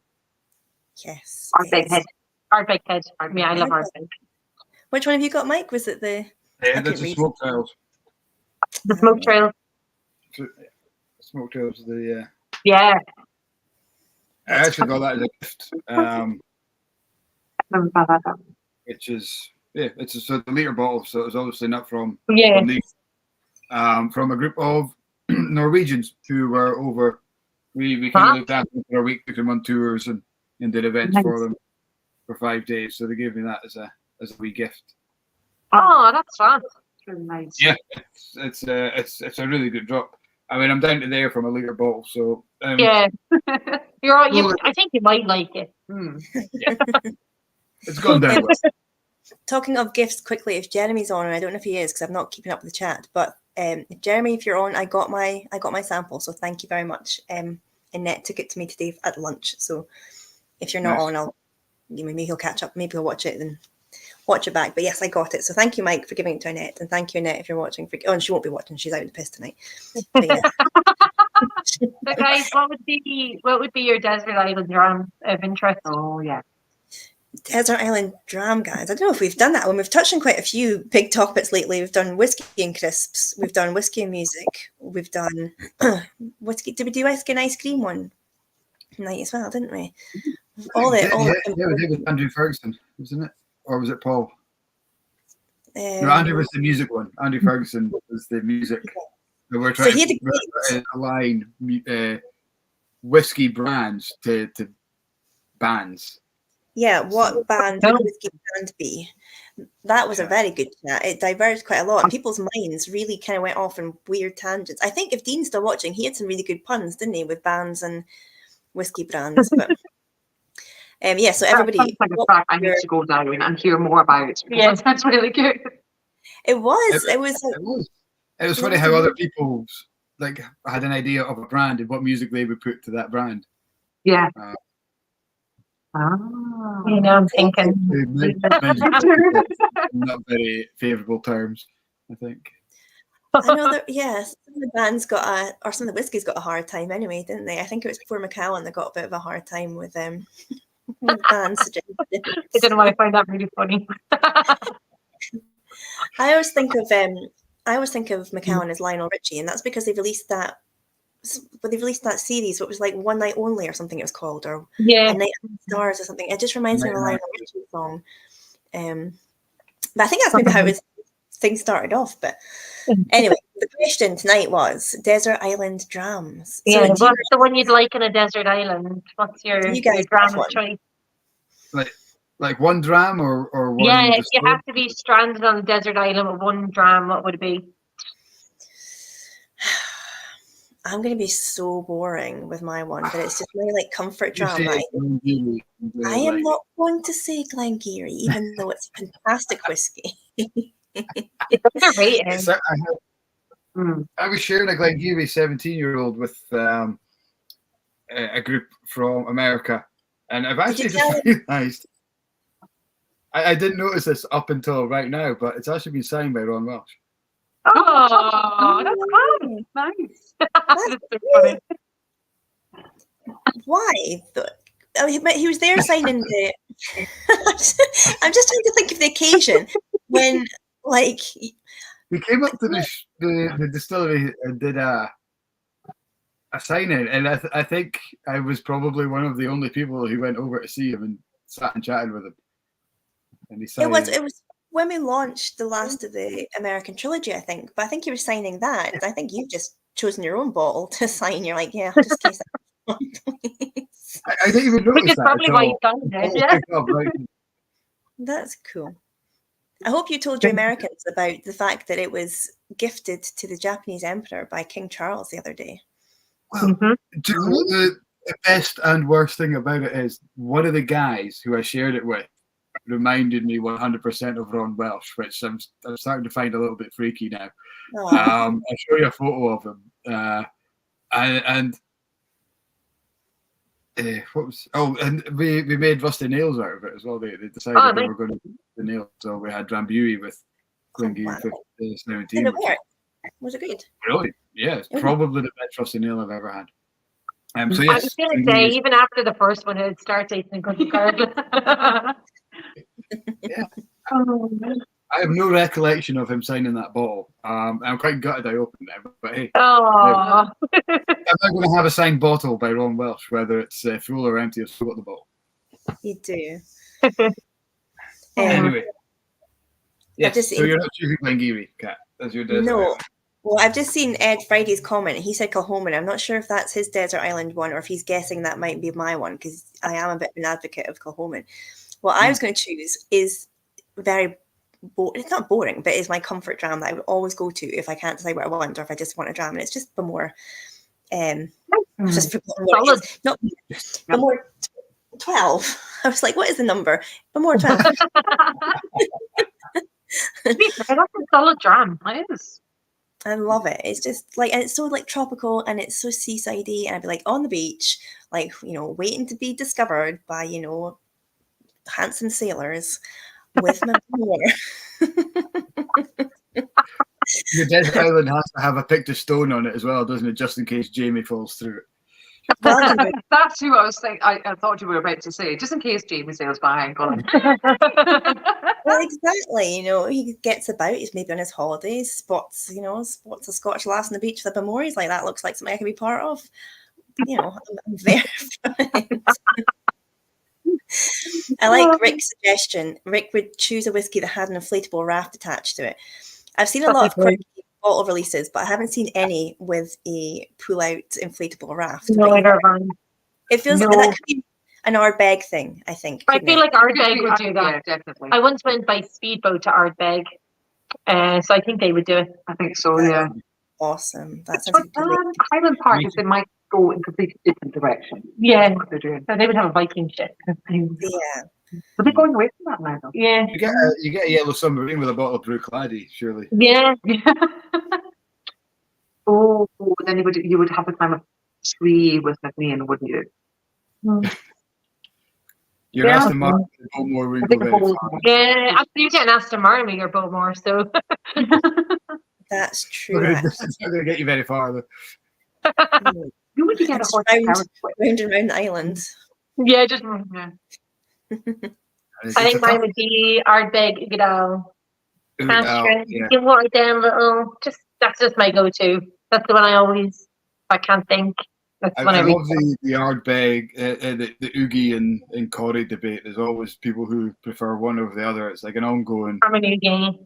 I'm an Oogie. I would always be on the Oogie side. So. And then also it became more of a favourite when I opened the Mother Superior. Well, actually, it's always been my favourite. But we have a regular dog who's called Ugadal. Oh. And I feel like anytime he comes in, I have to have a dram. It's another of his name. Which is a lot. I don't know what mine is. His owner loves you because he always comes in now, just so you. Yeah, well, he calls me his real mom. Oh, he goes to your real mom. And then my dog is raging. Little Millie just going. Yeah, she can't be bothered. It's a great name for a dog, Raging. It is. Is it Chris from Berry Brothers? Her dogs are all named after whiskies, aren't they? I can't remember what their names are. But sure, all her dogs are named after whiskies. Well, so I'm an Ardbeg fan, and then the dog I got was a Jack Russell, so I just felt like I couldn't call after whiskey, or people would think I was like A crazy. super fan. Yeah.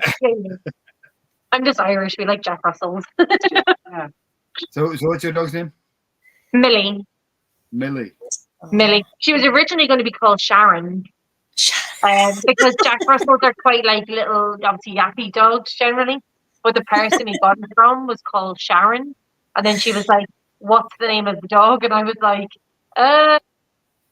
and then my family dog was called Tilly. So I just went, "Millie?" And she was like, "Okay." And then I was like, "Oh, God damn it. I couldn't call her Sharon then." No. That's But I would think of this random woman from Fife. Yeah, that's true. that would be Yeah. my son nearly named his dog Sorsha, which I think is lovely because it's like a proper Oh, that's Irish really Scottish. nice.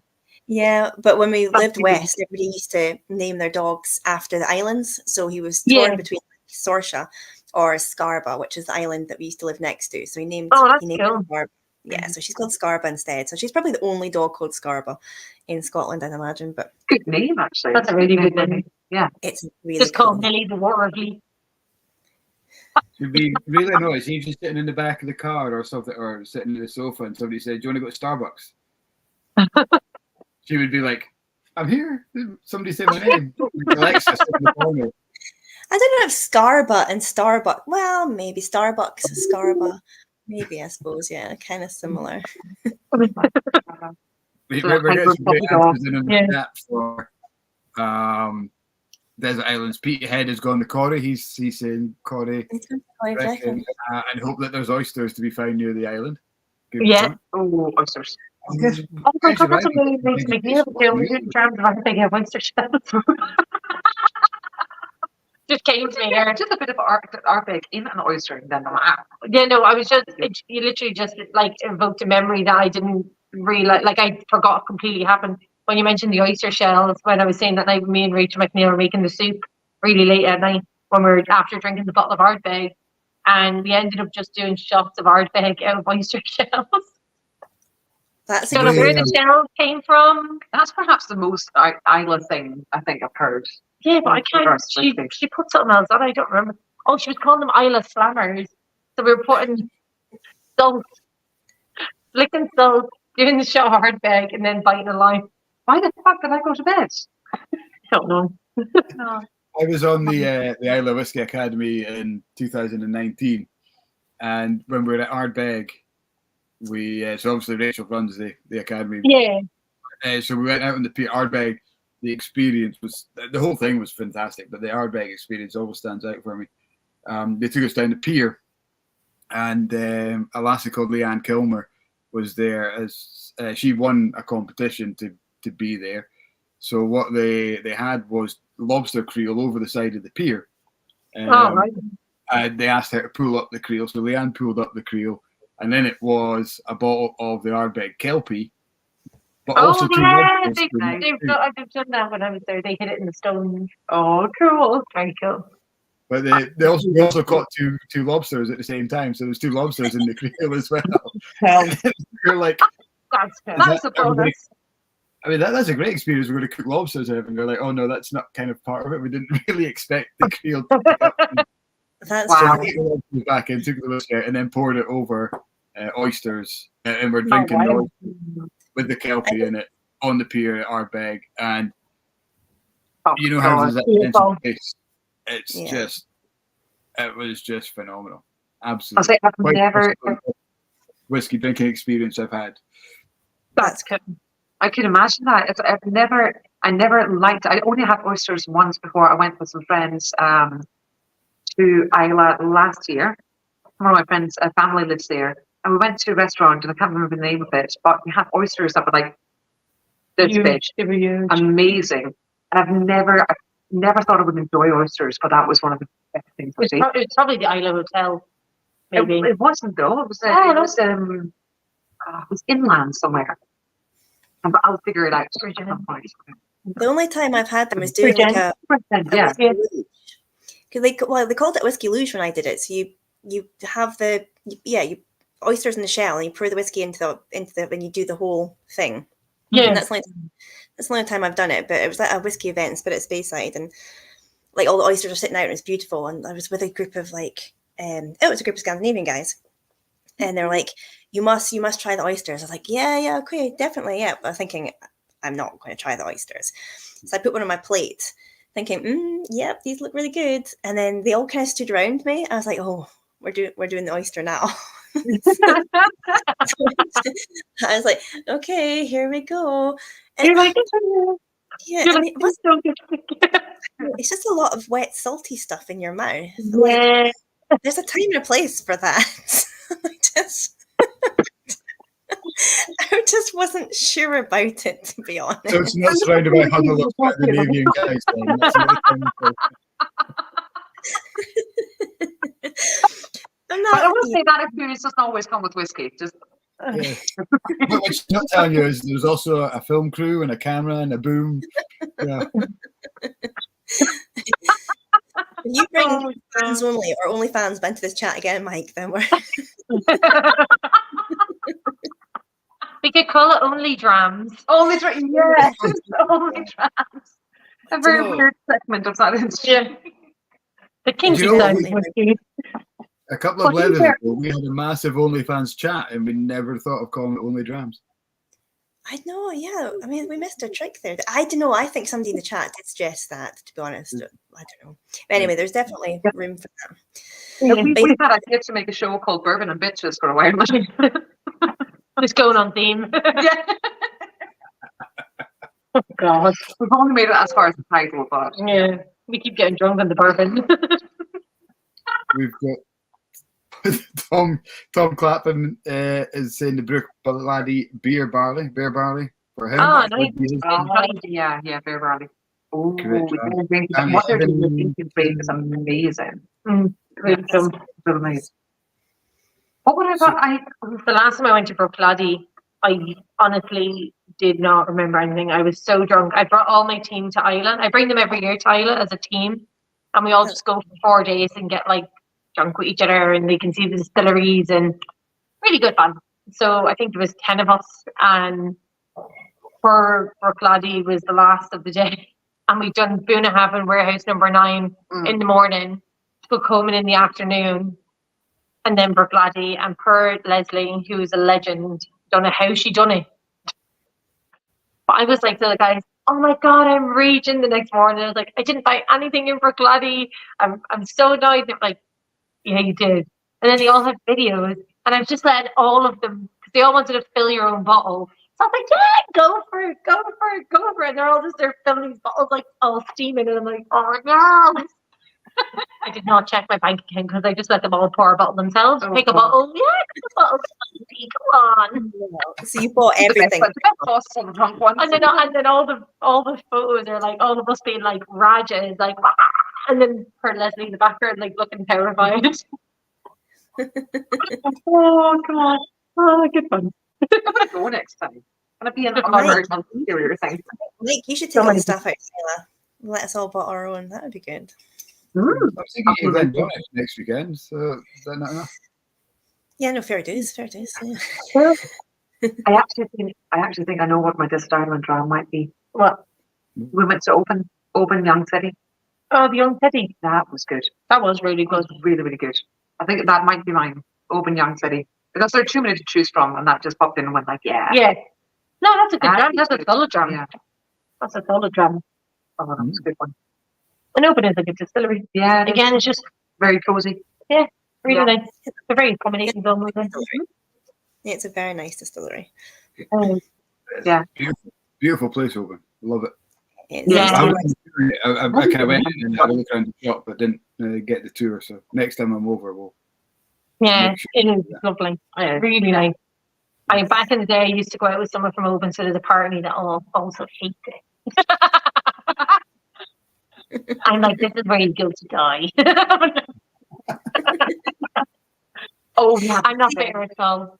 We had the best tour guide though. He had the driest humor. Yeah, He was just very like, I think that's just an Open person. Though. I don't know what they're called. Was he Openite? Was he local to Oban?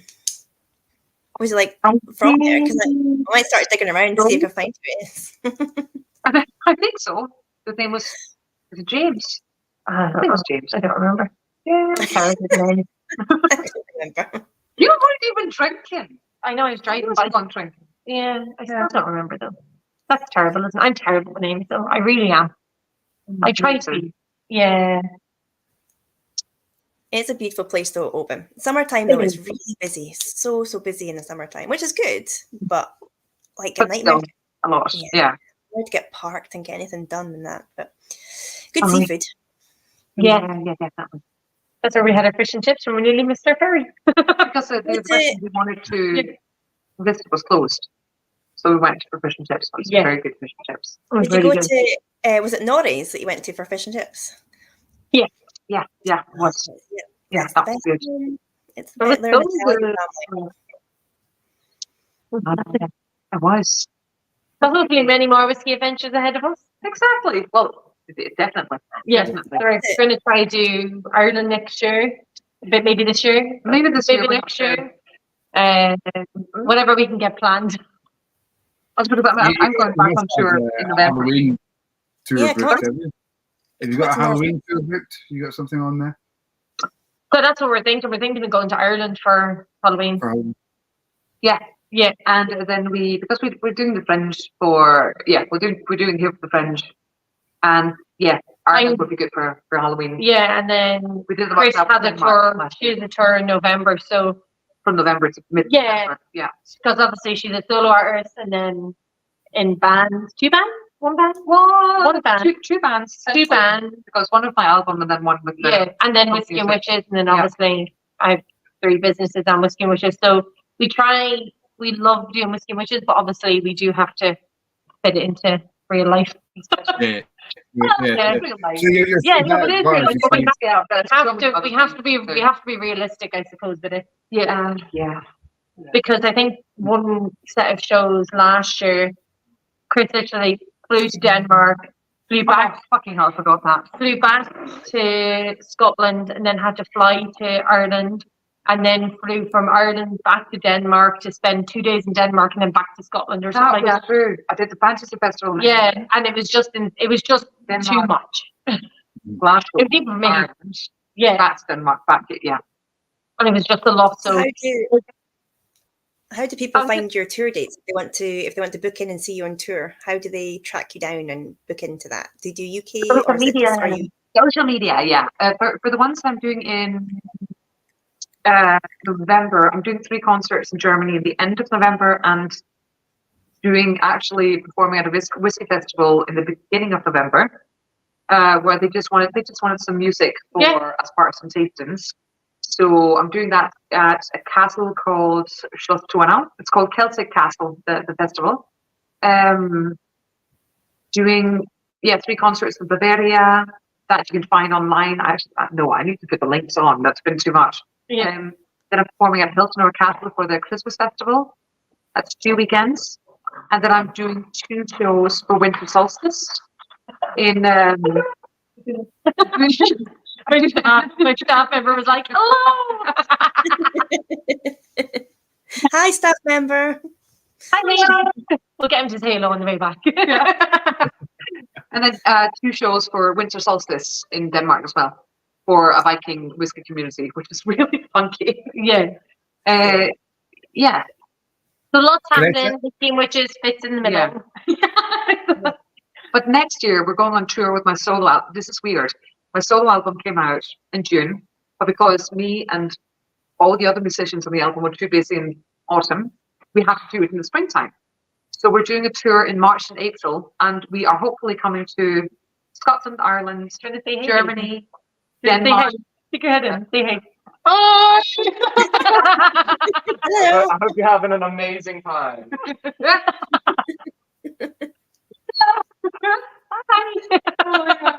A stage invader. We had a stage invader.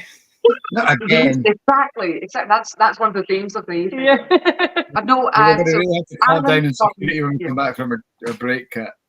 We are going to have to security. Redheads keep invading the stage. Sorry, carry on with your Yeah.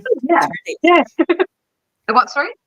No, sorry, I was going to say carry on with your tour dates. You're halfway through going through your tour dates there, I think. Oh, yeah. So we don't have. That's one of the things I need to do from middle of August till September is to contact all the venues, and the hope is that in March and April we'll do Scotland, Ireland, Denmark, Germany, Sweden, or Norway, or all of it. It just depends on where we can logistically. Yeah, because I'm the manager of the whole thing. It's just like how much work do I want to do and how much can I coordinate for people without. And you are just one person also. That's a lot. Yeah. I've been the manager and booker of my projects and bands for the past 6 years. So I've got it down, but Yeah, definitely you do. it's a lot of work. It's robotic. she's great with it though. Like, Thanks. it's appreciated when I'm doing my VAT returns and all the boring corporation tax, and Chris is like, I've done it, and I'm like, oh my God. What I never realized was opening more bars means more emails. Oh, so Yeah, do you run them under one company, or are they all separate entities? No, they're separate companies because, well, if one goes under, you don't want to drag the rest of them down. That's what everyone does, though. I was going to say, I've just put the links up for your Facebook, and a couple of the guys are following. I'll do the same with Instagram. Bye. Originally, when you were first going to be on, I was trying to find this because I took a photo of it as proof. When I went to follow you guys on Instagram, and I thought this is it was quite freaky. There was 666 followers. Okay, I'm going to follow you there. No, this one. It almost made me not want to follow you because I didn't want to do that. I was thinking, is there some kind of hoodoo, like you've managed to like make that like a permanent figure? We just keep deleting other people off. It just means I thought nobody's going to believe me, so before I followed you, I took a photo of it. I can't find the photo. I think I did a screenshot. Oh, you did Of take a that, actually. screenshot. If you can't find it, Mike, I think I did a screenshot of I it. think you did, because I think you said it the other day. Well, I think you were like, oh my God. And Wait, because another staff member was like, are you still on? I was like, yes. Did I send it to you, Kat? I think I did. You did. You sent it to me. We're all Got it. Oh, you've got it. You found it first. Can you find it? Can you see it? Oh, yes, we can see it now. 666. That's pretty cool, isn't it? The number so of I was officially your 667th follower. I'll remember that. Okay, that's some voodoo thing. I feel like you should win a prize. Yeah. I'll send you some dram. Yeah. Send you some mythical. Yeah. Well, I followed you first, so potentially I'm number 666. So if Andy's winning a prize, I feel like I know I'm talking about both. You get a prize. Both does have fair points. Yeah. But I sent the prize in a bit of a witchy thing your way, Kat, and was said I've sent a prize and a bit of a perhaps ritual thing you need to do your way, Mike. Yeah. She just I was thinking that I'm kind of glad that you following when she's 667, because maybe imagine a lot of people went on and were like, I don't want to ruin the number. That's actually true. You did. It's a huge. But to be fair, I probably wouldn't. I would have just been like, I'll follow there, let someone else ruin the number. Yeah. I took that for the team. I did it for you guys. Thanks for taking that bullet. We appreciate it. I like how Kat's getting a prize and I'm getting a ritual. I've no idea what. Oh my God! The ritual is a prize. Kind of. If you do it right. Stop trying to put them against each other. They're equal. They're balanced. Dave is asking for some more singing, which because his he chose the one that you do. Dram was the Glenalfie. Sorry, what? Oh, sorry. I say his Desert Island Dram. Dave asked for the Glenalfie cast 7169. So that's. Do you remember that number, Kat? The Glenalfie. So a dram to So that was the shop exclusive finality that we launched. So I think it's only fair that I mentioned that he wants another song maybe or a snippet of a song. You know the one. You know the one that you do mid story. It's like my mother told me. Oh yeah. Because I can't do this quiet. So if you're sitting very close to the microphone, then what should you hear? This is part of. I do this midway through, like Dean said, midway through one of our tastings, and it's part of actually the Icelandic sagas, the text itself, but it's quite a popular melody, and I do like a medley between that and one of my own songs called Ran's Daughters. So it goes like this.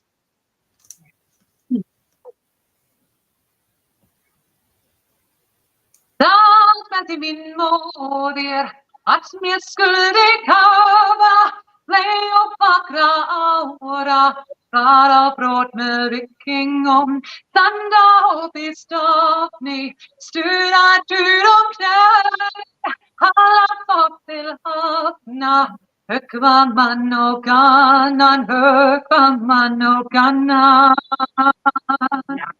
För att börja jobba från min morgon låta det dra den som kring en strid. Yeah. That's very good. That was awesome. That was very good. I feel like we need a bigger room for it, though. I feel like we weren't doing it justice on the little wee laptop. Do you need to stand further back with the phone? I'm not used to doing it sitting down as well. I just felt like I'm just moving around. I usually do that with a big drum in front of me that I'm hammering at the same time, going out towards the audience, and yeah. So Jane, I'm just going to say, Jane, that Dave didn't actually specify who he wanted to sing, so just to cover both bases, I think you should maybe give us a song. Not a fucking chance, Dave. I need a lot more than a 61% whiskey to get me singing. He's an amazing storyteller, though. So you do have to come to the show for that. Definitely. Is there still tickets available if anybody's down in Edinburgh and they're wanting to jump in, or are you all sold out? Or no, there are more tickets, and that's why we did 3 shows extra this year because of high demand. So we're 50% ticket sales. And it's going quite fast on the going quite fast, yeah. So just go onto the Fringe and search Whisky Witches, or go onto Instagram, and we have a link in our bio. Yes, we do. Click on the link in the chat, guys. Click on the link in the chat. The link too. Yeah, in the chat in here. Right. What is the link? That is the question. I've just done it. I've just done it for you. Mike's got it up for you. You've done it. Thank you. You're well better at this than us. We appreciate your assistance. Thank you. We've done it on our phone, so we're like, it's very awkward. It's because our camera is the best one. Yeah. Out of all of it. All of it. Yeah, my phone's one of those, the foldy phones. Oh, yes. So it's like a little tablet thing. Yeah. But we still don't know how to use I would totally break that. But yeah, I hope some of the people are watching do come to the show and enjoy it. And if they don't enjoy it, then don't tell us. And if you tell all your friends. Yeah, if you like it, tell your friends. And if you don't like it, don't tell your friends. Definitely. Oh, I'm wishing I could have been there. I was meant to be heading down for the Fringe, but it's just not worked out this year. But my pal lives in Edinburgh, so she goes every year. And I was hoping to go down this year, but just life and... Yeah, it's just one of those things. Yeah, but next year I'll get down for it because it just looks awesome. Such a variety of different things on as well. It's an amazing vibe. I am probably one of the people who actually live in Edinburgh that I love the Fringe Festival. I love everything about it. I love how busy it is. I love all the shows. It's so exciting, and I think some people in Edinburgh go, "Oh my god, it makes it so much harder to get X, Y, Z," and I'm like, "Yeah, but this is the coolest thing ever." So lucky to have it on our doorstep. Do you know what I mean? Yeah. I'll take the busy month for just the the vibrancy in the city. Do any of your bars have accommodation, Jane? Sorry? Do any of your bars have accommodation as well? Or No, unless people fall asleep on the floor. But we don't recommend that. No. Licensing law doesn't really that. but it's free. No accommodation. Do you know what? I could have set the venue up as a little studio, to be fair. Would have made a fortune. Yeah, you would. You would bunk beds everywhere. Bunk beds. You're Yeah. not Make a too double late. room. It's not too late. You can do that. It's not too late. Do you know what? People probably would, because they'd be like, oh my God, we get to stay in a pub. Exactly. Yeah, Oh, so much effort. that's true. Need to get beds in. Yeah. Yeah, keep the ghosts out. Just A little say, shit on the front. bring your own beds. What? Yep. You've got Bring your space. Bring Like your own bed. campsites don't For a provide. bed. Or get like a, you know, like just the mat the kegs fall on. Just give everyone a keg mat. It's And like a some- mini and sleepover. Yeah, you could give them like a little pack of bar napkins to put their heads on. It could be very authentic. It could, yeah. You could be like the first Fringe pajama party and just tell people, bring your own cushions, bring your own pajamas. Yeah, It's- exactly. Bring everything yourself. That could actually be really cool. Just imagine this place all filled up with cushions That'd be and class. weird people. I don't know Everyone's- that. Kind of sound like North, you know. Ghost stories. Well, what happens in the cave stays in the cave. It just becomes the biggest swingers party in Leith. The mother swingers. It happens anyway. Somebody might as well cross. For a lot of reasons. Oh God. I don't think I'm gonna go with this idea for the night, but we never know. I might get desperate. You're going to wake up tomorrow and say, Chris, I've bought 500 beds. It's happening. Oh God, don't even On the tempt way her. to IKEA, Meet me there. every, More cushions. everyone who comes to Whisky Witches is just sitting on a bed. That's more bourbon and bitches again. Yeah, that's Okay. every more bourbon and bitches. Gin and I don't know. Depends on- Right. There's a book called Warriors, Witches, and Damn Rebel Bitches. Have you read that one? No. no, but could you send that to us, please? Wait till I But- find but it. Hang on, 2 seconds. I'll find it in my bookcase. And my foot's stuck to my coffee table. Hang on.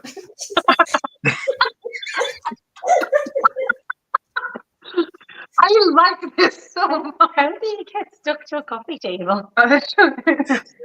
Takes effort. Yeah. See, I'm going to write that down in my It takes a lot of effort to stick your foot to a coffee table. I'm not sure Yeah, I about was that. thinking What was it called? What? something, Warriors, witches, and something bitches. bitches. Warriors, witches, and I can't remember. Yeah, but Yeah. so So- your ticket price, because Ben just mentioned on the YouTube that he uses 2-for-1 deal because they're a bit pricey, and I get that because a lot of the Fringe stuff is either free or it's quite cheap because it's New York coming acts. You guys are probably at the higher end of that price structure, but for that you're getting music, you're getting stories, and you're getting 5 single cast cask strength. 5 single cask strength whiskies, limited edition. Yeah, they're all small So a lot of batches. whiskey tastings, you're paying more than £55 for that. So Yeah. So So you get one the of whiskey tasting on the show. the most expensive bottle of whiskey on the show, retail price is £180, and it's a 24-year-old Port and Das. Yeah. So you're getting good value. Yeah, very good song. And then also you have to take into the consideration, obviously, the The performances. performances and Yeah. but yeah, I think, you know, everyone has said they took a risk when they did buy the tickets the first year we done it, and the risk paid off. So I think it's definitely worth it. I think £55 for, and the weakest dram is 52.7%, and then the strongest is 61%. Yeah.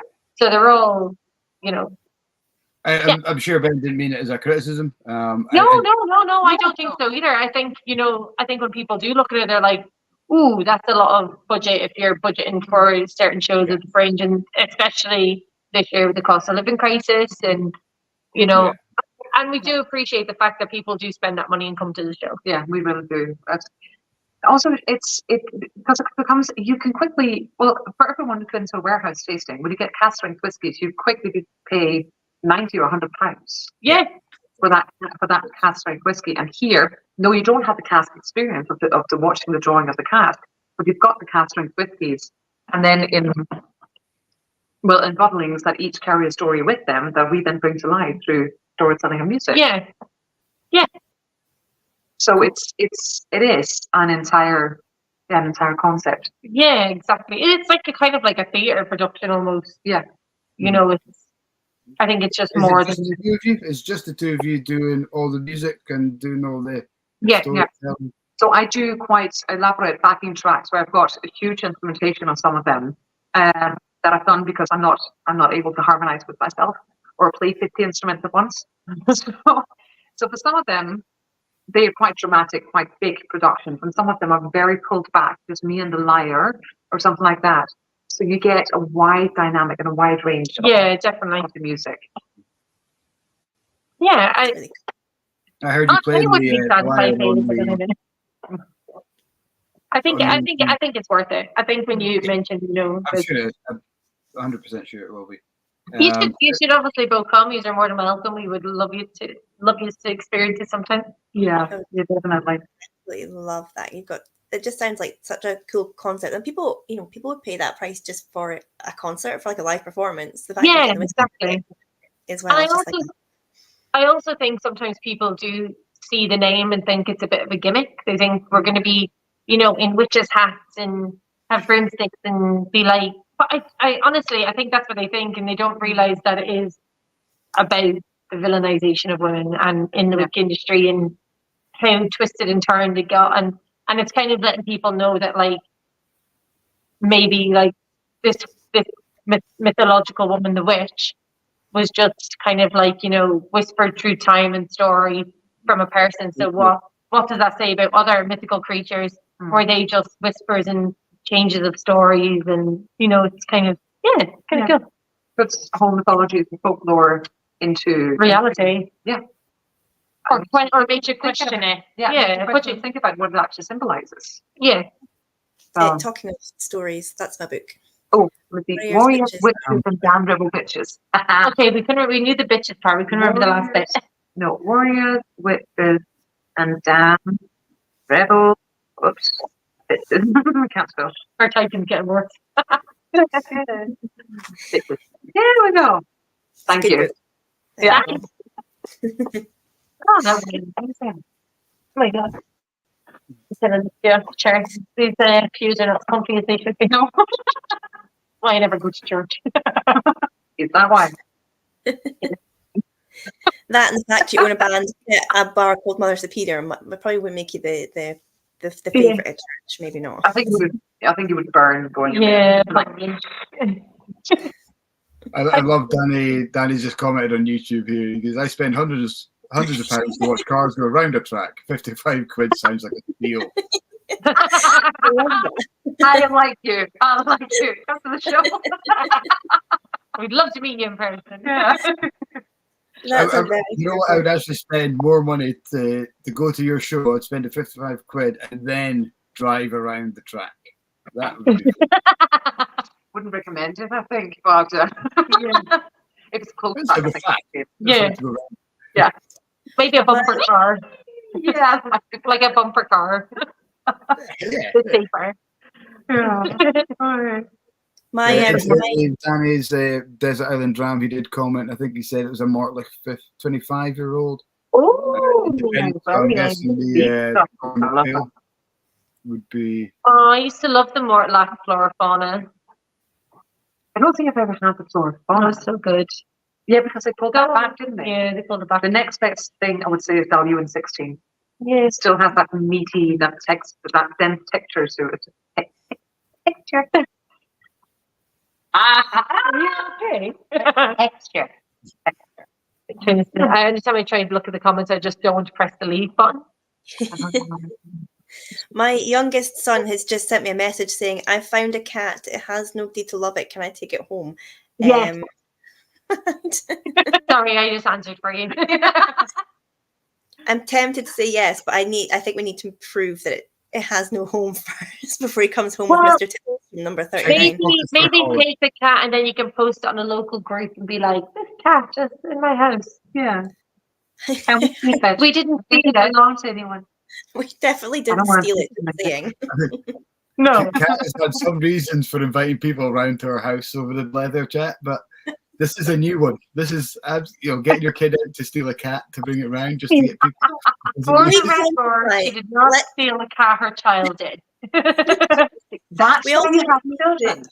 We need to quantify that statement. I don't just invite people around every week on the chat. I know I'm on the Tinders, but I've even got limits. I usually get people to come around and do DIY stuff for me. That's part of an evaluation process of how they are. Because I need to adopt that, I kind of feel. Oh, I went on Tinder for a week and then I thought, oh, that's why I'm not on Tinder. Okay. Yeah, So now I'm a husband on Tinder. I was system work. I met Tinder. my husband on Tinder. They're some of the lucky ones. I've met some other people's husbands on Tinder. No. Did you meet mine? Did you meet my one? I'll tell him. Not at all. Making a show of me. It's a weird old place. Tinder's a very weird place, but yeah. Yeah, but I think when did I meet Nick on it? Maybe 7 or 8 years. So I was in the beginnings of Tinder. Yeah. So I think it's changed probably a lot as well. Oh, it has. When I went on it, that was in the winter. It was dark and it was cold, and Tinder did not make it better. It made it colder. A ghoulish experience and darker. It was a part of the ghoul crawl. You just go no, I can't do this anymore. I'm just gonna lock myself in a tower for good. And I have, sort of. Yeah, there's a lot of mystical beasts on there that should just stay. Not mystical. Yeah. Go back to your cave, or the saying of the night, just a load of shite bags. That might be the quote. Denmark is fuck us flat, or flat as fuck. I think Tinder, fuck you flat, might be their strap line.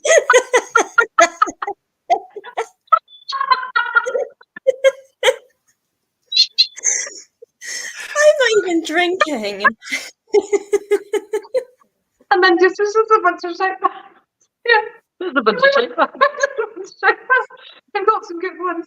Oh dear. I would love to see what the automatic, the auto text along the screen is. If you're watching on YouTube, like an auto text, I'd love to see what it's coming up with tonight. No, I think YouTube is just going I'm not doing this anymore. Censoring it. We've probably been censored by now, I'd imagine. Yeah. Oh God. It's terrible. I was about to get cancelled at some stage. Yeah. Oh yeah. Yeah. We can't cancel you before your first shows. What time is your show tomorrow? Is it through the day you do it, or is it an evening thing? 7 o'clock. 7. Yeah. So plenty of time. Yeah, plenty of time to straighten ourselves. Yeah, set up and get ready, and it'll be fine. It'll be good. It'll be good. So if you want more of this. Do any of you have kind of any good luck rituals? Do you have a routine before a show, or is it pretty much how it's running? Do you have any pre-show rituals? Do you have a? You do. I do. Very randomly, peppermint tea. I always drink peppermint tea. I always drink peppermint tea, and then I have weird vocal rituals. Yeah. And think about what I can and cannot eat. That's kind of my. I was going to be like, I normally just have a Greg sausage roll. It's right beside the bar. Oh, no. I know what you guys wanted to hear is the fact that we sit out in a calming burn and we summon the spirits before we go inside and summon the spirits. No. No. I just have a Greg sausage roll and mechanical. Do the peppermint tea. I do, but the peppermint tea though is quite important. Yeah, because the more if I drink before, I'll just be cursing the whole way through. Yeah, and I get fucker. I'm like a trucker. Yeah. It can get quite bad. Yeah. But I'm trigger under control. Trigger warning. I swear she can't speak when she's doing the show. I can. Trigger trucker warning is really hard. But you think trigger warning. Are you saying trigger warning or trigger warning or trigger trucker warning? I don't know what she's trying to say. I think she was trying to say trucker warning, and No, I said trigger warning. I said trigger warning. Yeah. In my head, it just turned into trigger trucker warning. Yeah. And that was hard to say. Yeah. I think you You come on.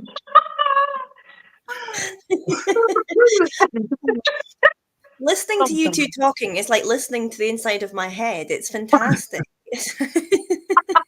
Oh my God, does it have our accents? Because that's great. It Well, does now. no. It does now. It did it before. It does Yeah, now. it's going to be writing a going like, I don't know, do you have this happening to you every once in a while? Yeah. Right. So having this chatting to you guys and seeing how you just bounce off each other phenomenally well. I'm amazed that this isn't a comedy show that you put on, that you managed to get through a show sticking to some kind of script and structure. Oh no, I Sometimes we heckle. don't. No, I You don't. heckle. I'm terrible. Christine's trying to be real serious, and I always just every now and then I'll just heckle. I said something at one stage, and honestly, she just started choking on. I think that was the last show we did. I can't remember what she said, but it was so funny, and I think it wasn't meant to be funny. No, well, no. I think it was. Right, so I had a dram, obviously, or 2 or 5 during the show, and then and at the end, I was saying like how mythology is comparable through all different cultures, and then I was saying how like people didn't realize, well, most people didn't realize witches derived from real people, and then I was saying like like I just started going on a big mad tangent, even though we were over time, and I just started going like if someone told you the description of a unicorn, like a horse with a horn, you like that could be real. But then someone tells you a description of like a giraffe with like a 7-foot neck, and you'd never seen one, you'd probably think the unicorn was real and the giraffe was made up. Yeah. But I was just on this big mad tangent, and I was just like screaming at people. It was a lot more erratic than it is now. I don't know how we got 5 stars in 3 different magazines. Yeah, I'm pretty sure that's when like the Broadway world was there, and here's me screaming about giraffes. Like, giraffes shouldn't be real. It's very true though. Like if you were describing a giraffe to somebody for the very first time, like it's a mental concept. It is. And then you're like, okay, well, how do they fight? Well, they just bash their heads off each other. You'd be like, what is the platypus? Like, what is up with that animal? But that's what I mean. Then you describe a unicorn, which is obviously mythical, and it doesn't exist. Maybe who knows? It's just hiding. Yeah, maybe were real once upon a time. Maybe. What? Maybe the one. Yeah. Maybe they're just clever wild horses. They found a way to put there. Or maybe it was a horse with a stick stuck to its head. Just a really stupid horse. I don't know if you've done this. Oh, well, I don't know if people have done this in Scotland ever. But when you're a kid and you had like rose bush and you'd like poke you'd kind of break off the little thorns. Yeah. We used to lick them and stick them to our foreheads or our nose. We would rhinos. Yeah. Your nose. Maybe the horse had like a little thorn on his head or something. Just coming home drunk from eating fermented fruit and going like, see what I can do. Yeah, you just break off the little thorn and like stick it to your forehead. And it looks like you guys are really weird. Mm. So maybe the tribes of the day found sticks and just stuck them onto the front of horses to make them look more evil. Consider the fact that you drank poutine, which probably made you hallucinate. Well, going back, and kill. I wouldn't put it past people in pagan times just doing that to animals. Yeah. For the shits and giggles. Yeah, exactly. Well, I tipped over a sheep that was sleeping once, so it kind of get the. Why? I was 15. Okay, that's fine. Pissed. To be fair, I push my dog over all the time. She loves it. They're like having a wee scratch, and I just. She's like, "Oh, my dog is not harmed. No dogs are harmed in pushing over of my dog. No It's all- animals were harmed. It's always on like a soft surface where she won't get hurt. In case everyone starts like banning me for animal cruelty. I just need to go fall asleep, apparently. Yeah, and anytime Chris sings, my dog falls asleep. I don't know whether or not to take that's an insult or a good thing. She's from Fife. That's all I'm gonna say. She's feisty. So I'm gonna say I'm just had enough. I'm gonna say so basically I was saying that it probably is not a compliment. Like a dog whisperer. Yeah. Yes. Like honestly, she goes from being feral and running around and Christine sings and she's just like and she's gone. She's just gone. I think you have a video of somewhere. Yeah, Right. video. Yeah. Mad. Mhm. Just calling Chris at night, sing to my dog, she won't leave me alone. And you're on Spotify. It doesn't have the same effect. No, it has to be the vibes. In person. Yeah. I mean, you're not a technically- conversation. You're like a Disney princess because whenever they sing, like they all get covered in like birds and shit, don't they? It's like, Yeah. you're a It's Disney extremely inconvenient when you're trying to do a concert in the free. Just like having deer and birds going like, She sings down Leith Walk and all the rats and seagulls run to her. ew.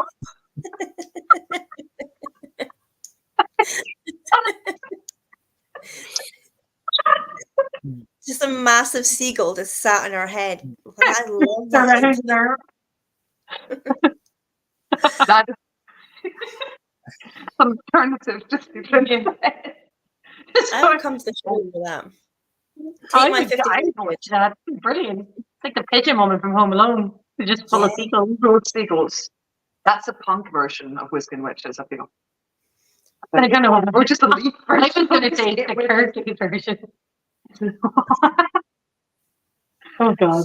I think it's Weird. another idea.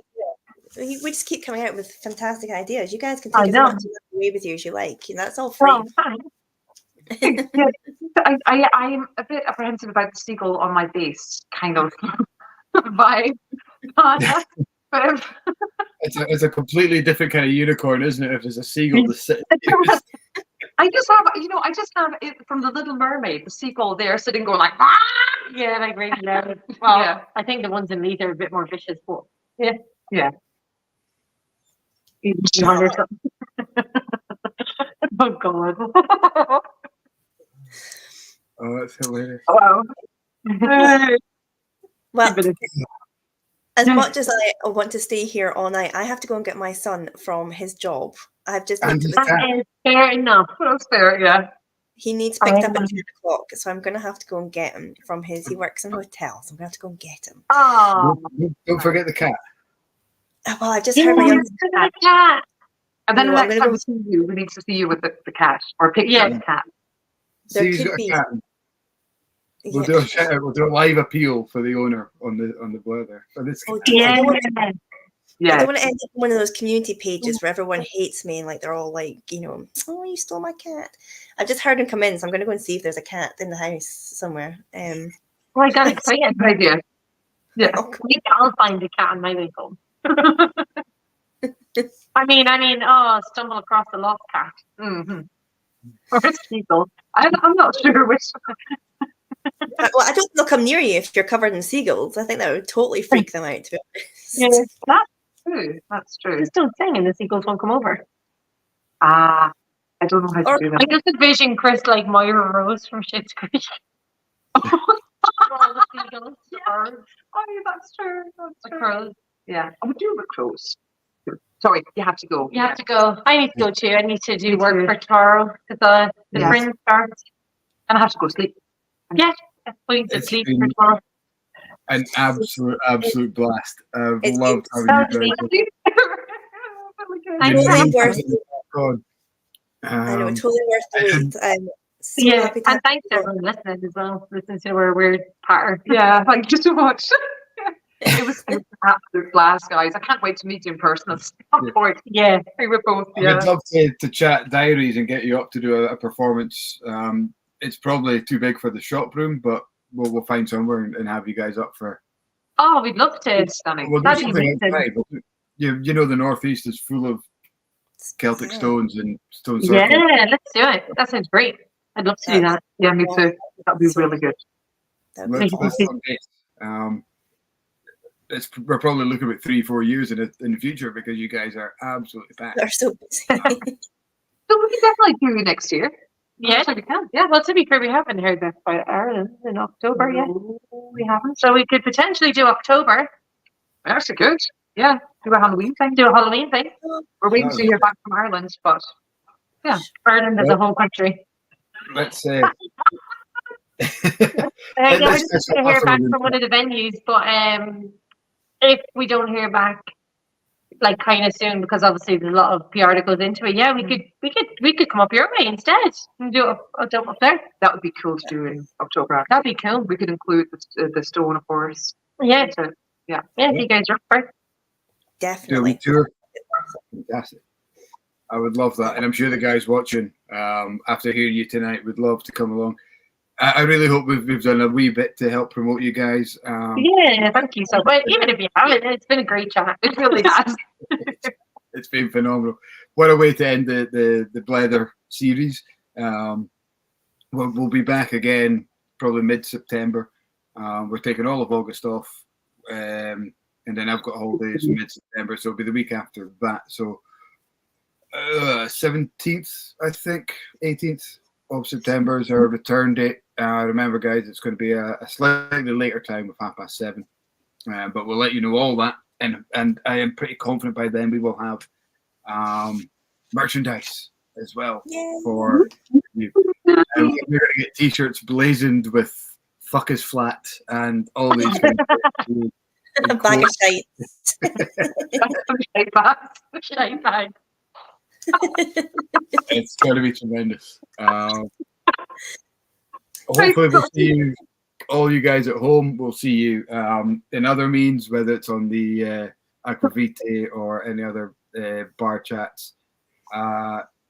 Good luck with the Fringe. I hope I'm sure it'll be an absolute. Thank you. Yeah. Thank you. Best of luck, girls. I was just checking the dates, and possibly I could get down. But it's not just my decision, unfortunately, with a Yeah, that's fair. 1.5-year-old, 2 dogs, and a wife. I need to ask the dogs first, and if they let it go, then I'll ask Kelly. If he lets it go, then Tony gets the final say. Yeah. That's Amazing. Well, just let us know. Fingers Honestly, crossed. yeah, honestly, just let us know and we'll look after you. Yeah, definitely. We'll do. Everyone at home, good night. Thanks night. so much for joining us. Good night. Night, Let you guys. let you say good night, Kat. Night everyone. Thanks for joining us for the whole of up to this point. If you've got any suggestions about people that you want in the Blether, give me a shout. Look for me on Instagram, Distillery Cat, or reach out to Mike if you know how to get hold of him. And we will see you guys in September. And girls, thank you so much. This has honestly made it's made my night. I've been so excited about meeting you guys. So it's been I've been so excited too. Yeah. The feeling was mutual. Yay.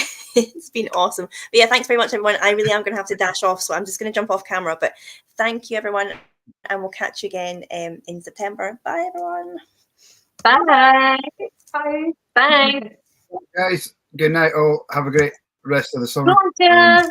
And, we will see you all mid-September. Good night. Bye. Bye.